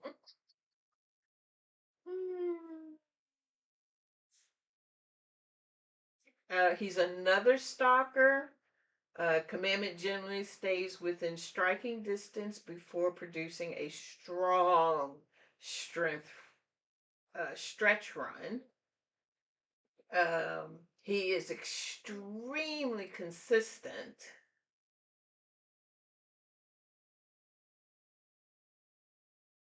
The concern, like Renegade, he'll attract plenty of betting support, meaning he'll probably be either favorite or second favorite, probably go between the two. And then lastly, we've got Silent Tactic, which is in post position 4. Trainer is Mark Casey. The jockey is Luis Saez. Why he's interesting. Silent Tactic could be today's wild card. Earlier this year, he won the Grade 3 Southwest Stakes. He finished second in both the Rebel and Arkansas Derby.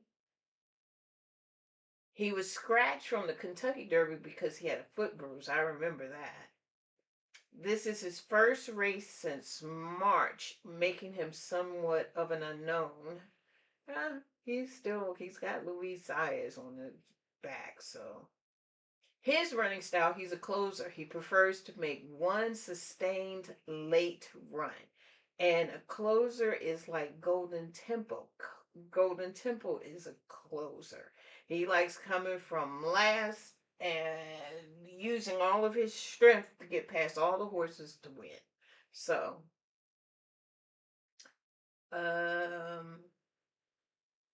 the concern after being away 4 months,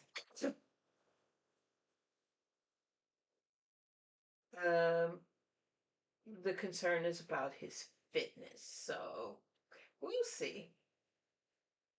We'll see. We've got 3 minutes to post in the Ellis Park. Now, just to let you know, I rarely ever bet races that only have 5 horses in it.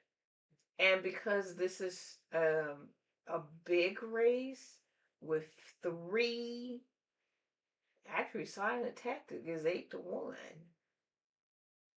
He ain't necessarily, the next one is Chip Honcho behind Renegade and Commandment. So it'll be interesting. Well, you got Jose on the one horse. That's why. I keep jumping to this one. Let's go back to the race at Ellis Park. Okay, so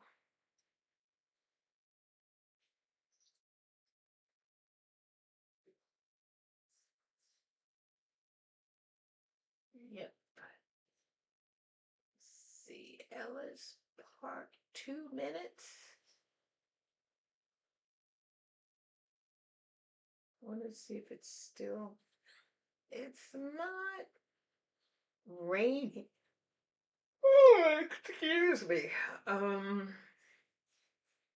this is a turf race anyway. So I said what I think. And I even posted what I thought, which I have completely forgotten by now. And I'm not even going to go back and look. I'm just going to go with what I see here. They're doing the circle dance right now. Um,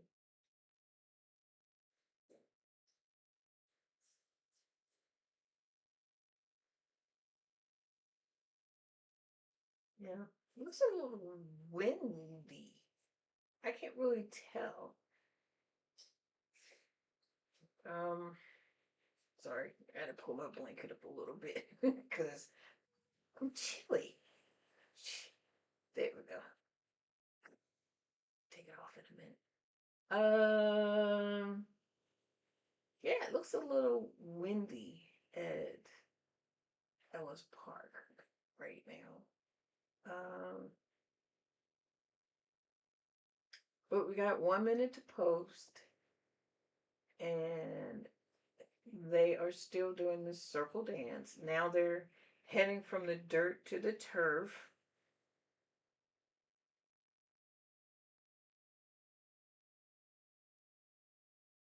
And now they're heading in the gate.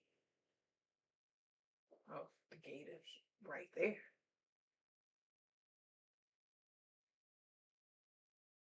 Oh, and they're all going right into the gate very nicely.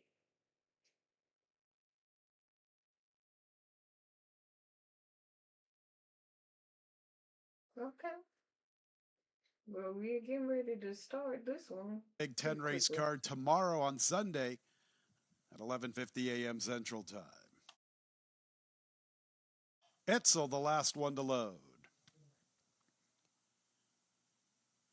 And there they go in the 8th running of the Hummingbird Stakes presented by Sterling Industrial. Itzel, the quickest away from the top shelf. Lovely Emma comes away quickly. Buttercream Babe is into the race early this afternoon, vying for second. After them races Shirley Ann. She has that 4th position. Chloe's isolated in 5th, a little less than 4.5 off the lead. Almost 3.5 to Satin Blue. And Big Trouble is at the back. So they race right to now the it's 3/8, and 11, Itzel 10, and with the 5. killer crossover a length and a half. The Buttercream Babe in a perfect spot if she's good enough. Lovely Emma's under a drive from 3rd.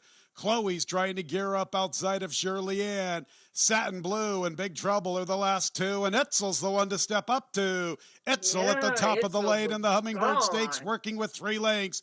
Buttercream Babe has been pursuing a long time, and here's Chloe really taking off. Chloe has a beautiful stride, and she's the She one is to going recognize in the right Hummingbird on Stakes. by. And Chloe is up to the front, and she runs away with a powerful victory. It's Chloe in the Hummingbird Stakes presented by Sterling Industrial. Etzel's in a photo for second. Chloe. Now, what did I have? I don't think I did the 8. Where did I put? Oh, yeah, I had the 1, 8, and 10. Okay.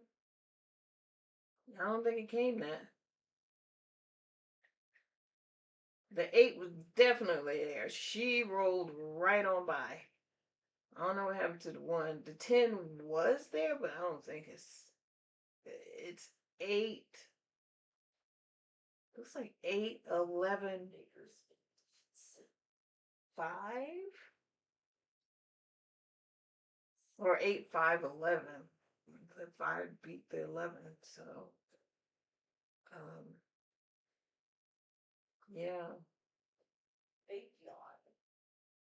8. 5. Yeah, I have a hunch on the 5 and the 11. Yeah, but I had the 8. That's all I care about. So next race is 7 minutes out to it's Saratoga.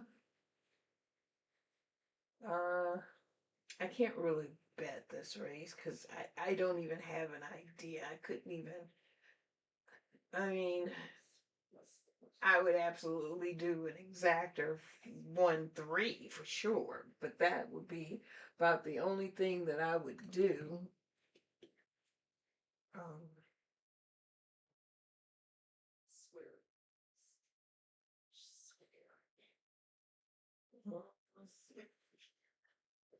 but I would put the 4 just to be kicks and giggles across the board. Silent tactic.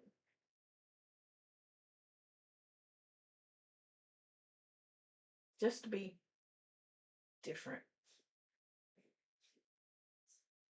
Let's see. We are going back to Saratoga.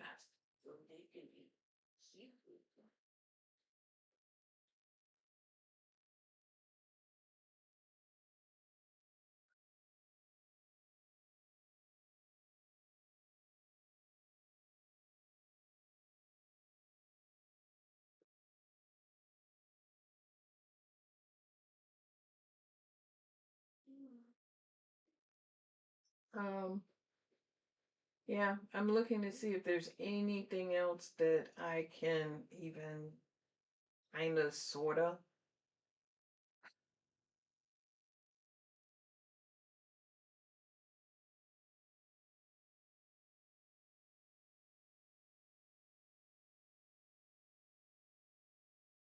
I would, yeah. I'm not, like I said, I'm not very confident about. I'm just telling you what I would play, but that doesn't mean anything. I mean, again, I'm just a rebel and I would just play it just for kicks and giggles.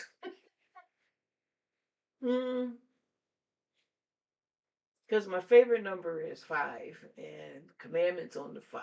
And then I've got the 2 jockeys that who are highly competitive. The Ortiz brothers, which is on the 1-3, and then you got the Saez on the 4. Um, and that 2 horse could actually come out of the clear blue. Because do we know anything about the 2? No, not really. So again, I just wouldn't bet on it. I just wouldn't. I just sit back, and this is one of the races that I would just sit back and just enjoy it because I think that's the best thing to do. Hmm.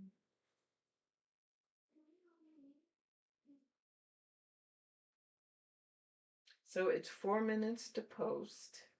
After this race, then we've got one more at Colonial Downs. This is the last race at Colonial Downs. Actually, it is the biggest race of the day. This is the $1 million race at Colonial Downs, and then that's it for the day races. And then we'll come back for the evening races uh, in a couple of hours or an hour or so. I don't. I saw the time, but we'll come back for those. Let me see.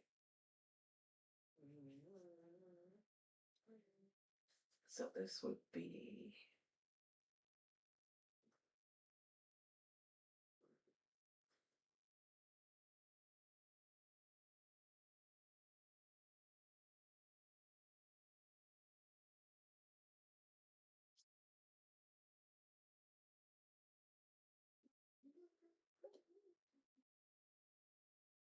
So we've gone through the hummingbird.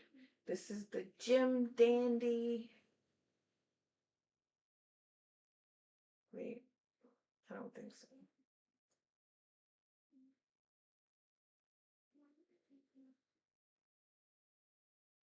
This is the Jim Dandy, okay. So this is the Jim Dandy steak race.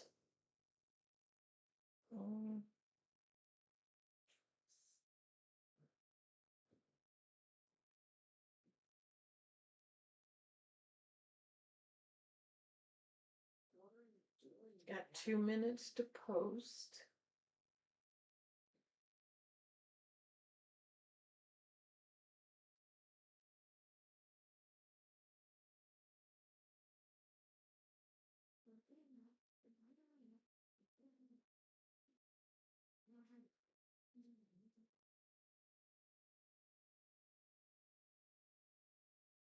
One minute to post. The 5 is the favorite. 6 to 5. The 3 is 7 to 5. The 1 is 7 to 2.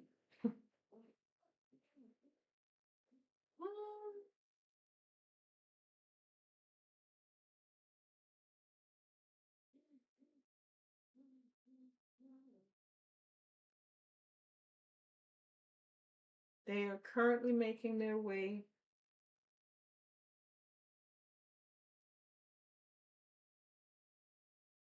to the track.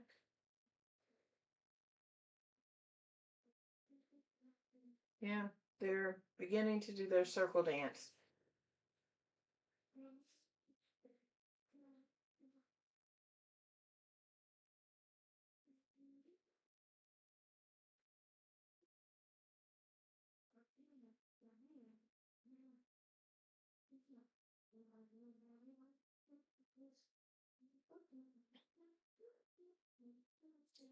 Um,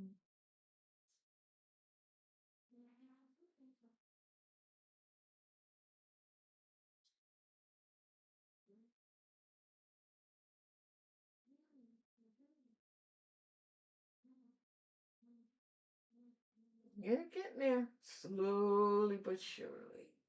Slowly but surely. And then we'll go over the next race.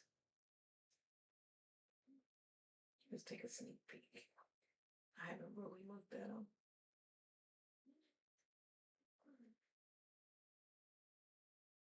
I don't know any of these horses. None of these horses look familiar to me at all. So, yeah.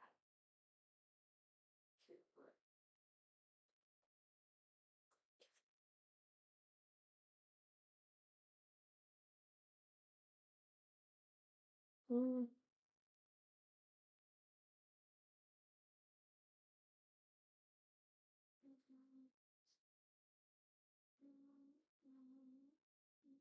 Oh wow, one of the jockeys had this big old visor over. Is he gonna keep that on? I've never seen him do that before. Yeah, he's gonna keep it on. It's a shield. He's on the 2. Who's on the 2? Oh, Rodriguez. Well, they're in a gate now. They're loading quickly.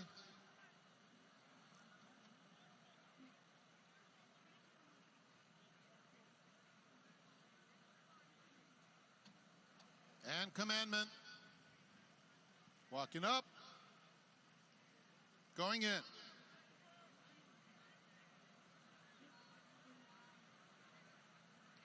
They're in the gate. And they're off.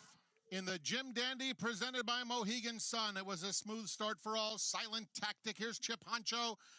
Gun to the lead on the inside. Chip Honcho wants that lead and will battle it out through the opening furlongs with Silent Tactic, who's in second. Commandment races third and is immediately guided over to the rail. 5 lengths off the pace, another half dozen or so. Back to Renegade, who's second to last. 2 in front of Asked and Answered. 23 and 2 Second for to Chip last. There are Honcho only and 5 Jose horses in this Ortiz as race. they That was so straighten up for the funny. run down the back stretch. Silent Tactical length back in second. Another 2. Commandment with those blinkers on.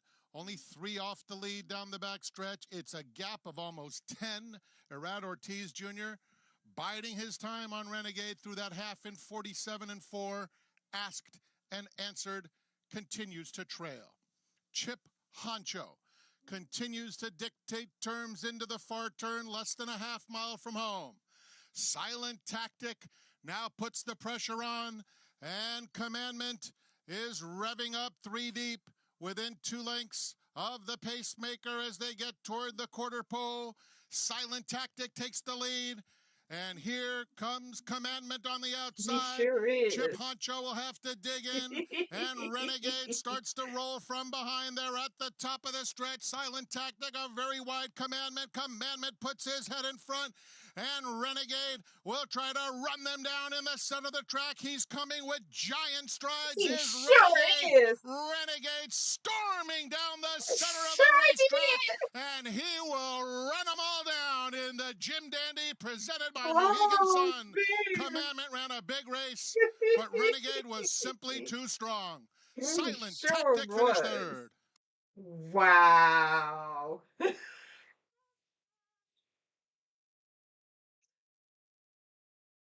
Yeah.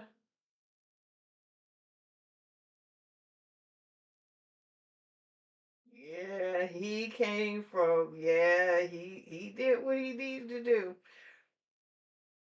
Mm-hmm.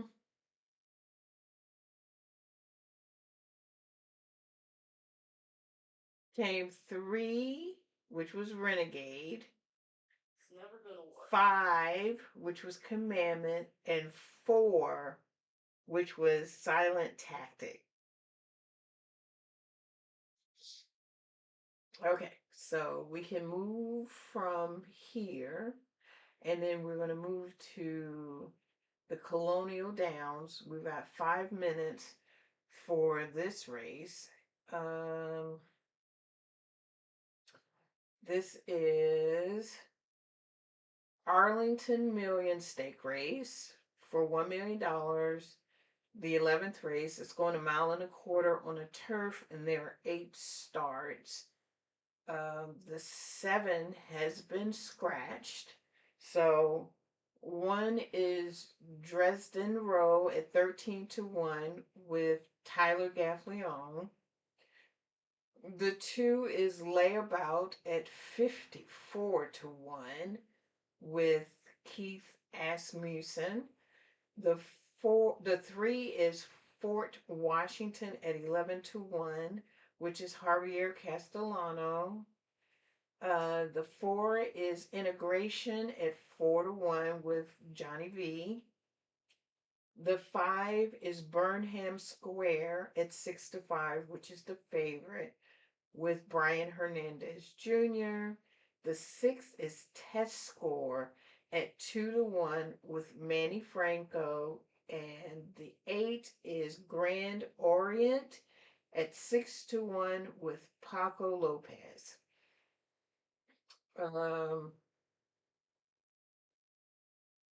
Yeah, well, I'm going to stick with my Paco. I've stuck with him all day. He's done me. He showed or placed and showed, and I don't think he's won anything today, but I have to.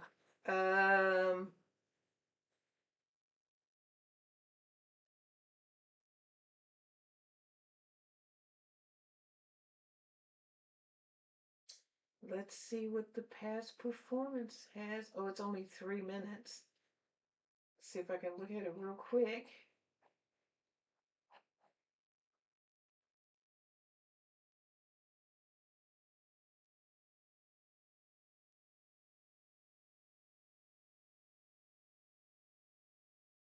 How far are we going? 1.25 miles.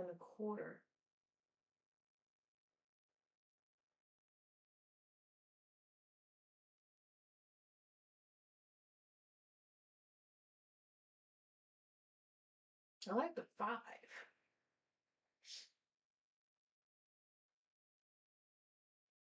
I like the 6.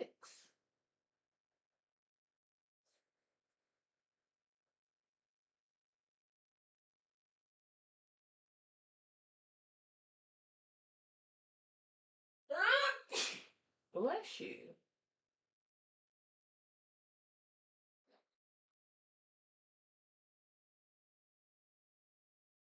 I even like the 8.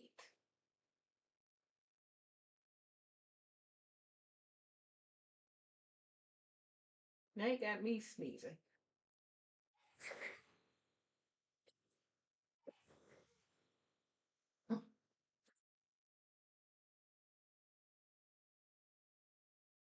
Okay. So this is the last race of this afternoon. We've got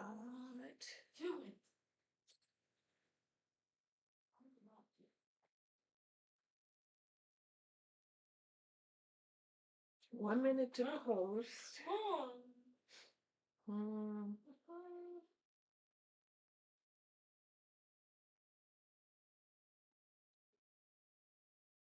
Yeah, I said I like the 5. The 6 and the 8. Come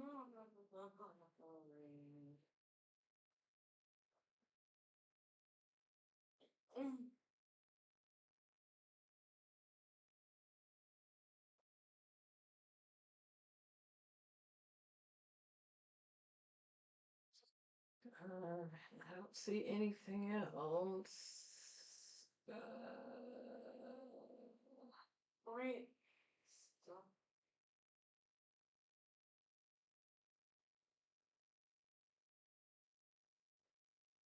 Okay. Let's see what they're doing.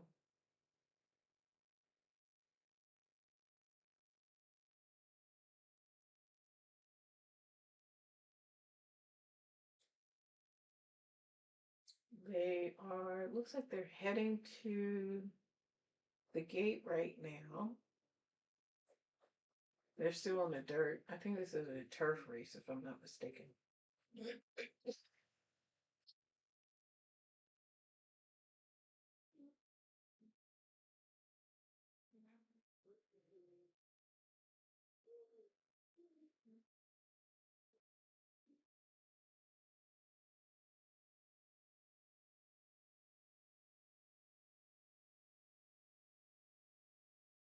Come on, do it now.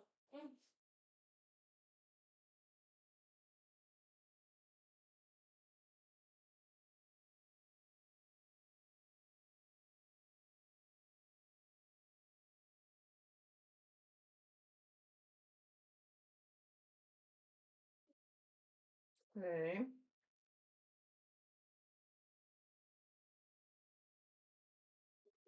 I'm still looking for.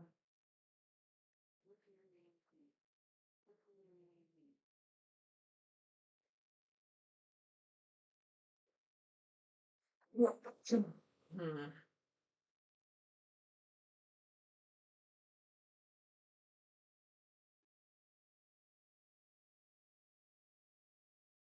There's nothing else I can figure out as far as this is concerned, so I'm gonna leave it at this. Where are we?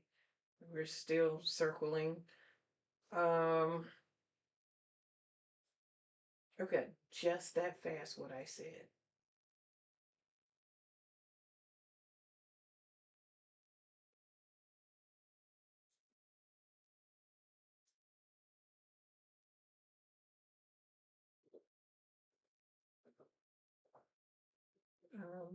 The 5,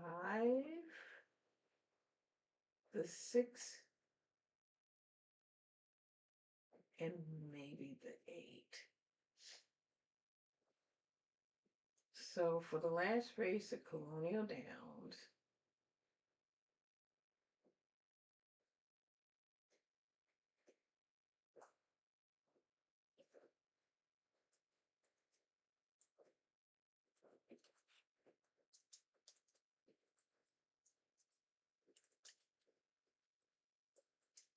race 11,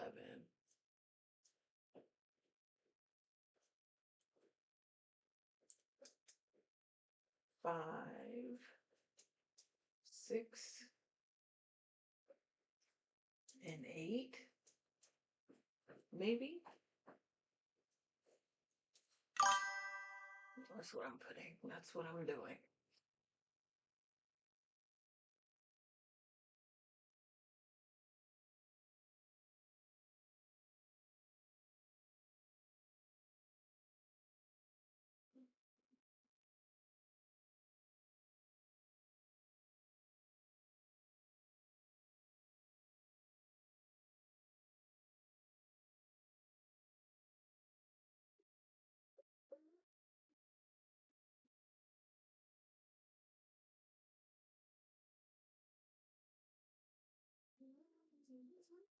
Big race.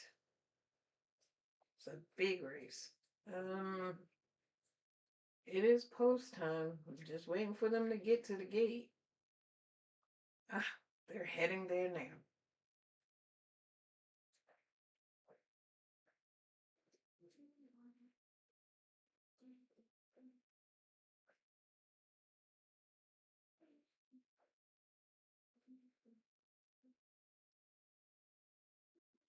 Okay.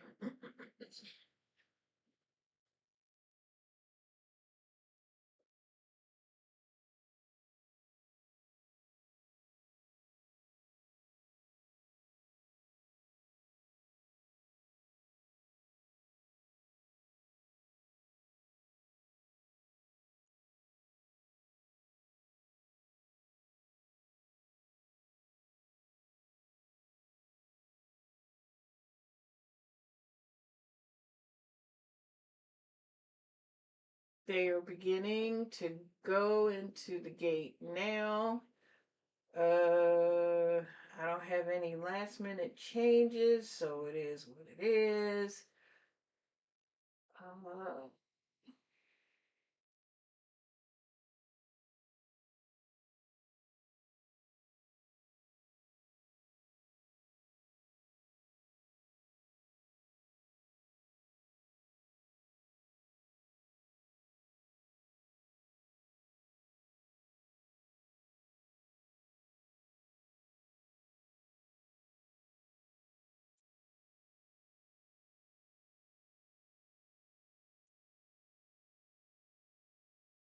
Yeah, they are milking this one as best as they can. They want to get all the betting in before they hit into the gate. Make sure you spend your money.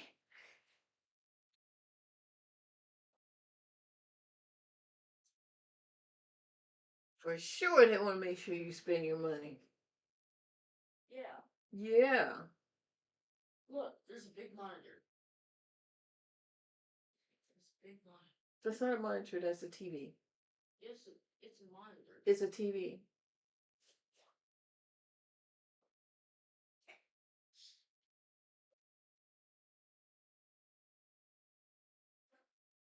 Okay.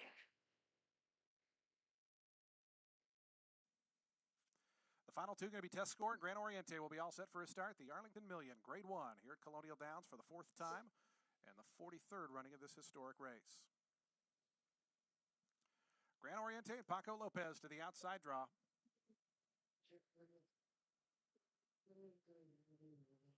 Grand Oriente goes in. They're in the gate.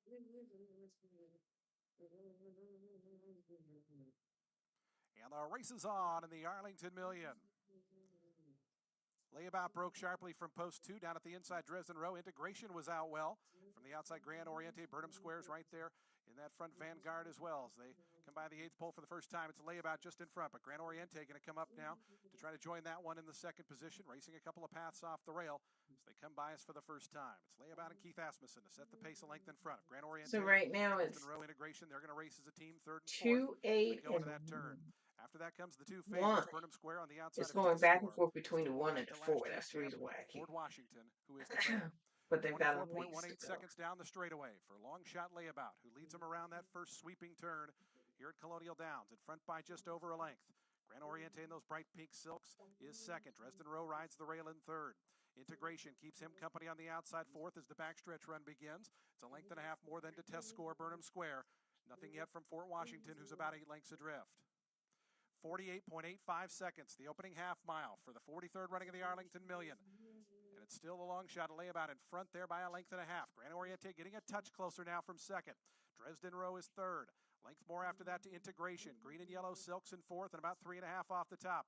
Burnham Square moves to the outside of Test Score, who gets shuffled back a spot there. Test Score saving ground, but going to need a seam. Fort Washington trying to kick from the back is last, but starting to gear up on the outside. It's Yeah, still here they layabout there. come. Grand Oriente, Integration, Burnham Squares He's cruising going up right by nicely on him. the outside as they siege on this leader. Up on the top end, Grand Oriente grabs the lead, but for how long? Burnham Square right up alongside with Integration It between them. sure. Fort Washington tries to follow them as Grand Oriente turns for home in front. Layabout battling on bravely. Now here's Burnham Square coming after them as they come past the 3/16 pole. Burnham Square on the outside. Layabout Grand Oriente. Dresden Road trying to join them from the far outside. 16th pole. Burnham Square goes narrowly to the front. Grand Oriente, Dresden Road, Burnham Square. Burnham Square wins the Arlington Million. Second ended up 5. very close there between Grand Oriente and Dresden Road. Of Layabout course, ran a it was the monster race at favorite. Big Price, but it's Burnham Square's million. 5-8.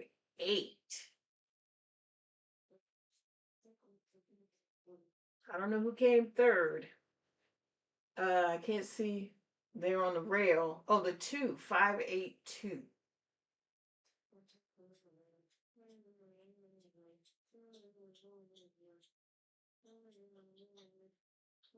That 2 hung in there. Oh no, it didn't. It came 5-1-8-2. 5 the winner. Burnham Square. Your Arlington. Yeah, 5-1-8-2. Okay, so and what did I have? The 5, 6, and 8. Again, I Ours keeps coming in between the middle, but it's there. But anyway, thank you so much for joining me this afternoon as we go through the stake races for today. I will be coming back for the late races in maybe about an hour or so. With Del Mar, there are 2 races at Del Mar, and then there's the last race at uh, Evangeline, which I don't think I've ever covered that track before. But anyway, thank you so much. I appreciate it. And I look forward to seeing you come back later this evening. If not, I will be back next Saturday with another set of stake races to cover.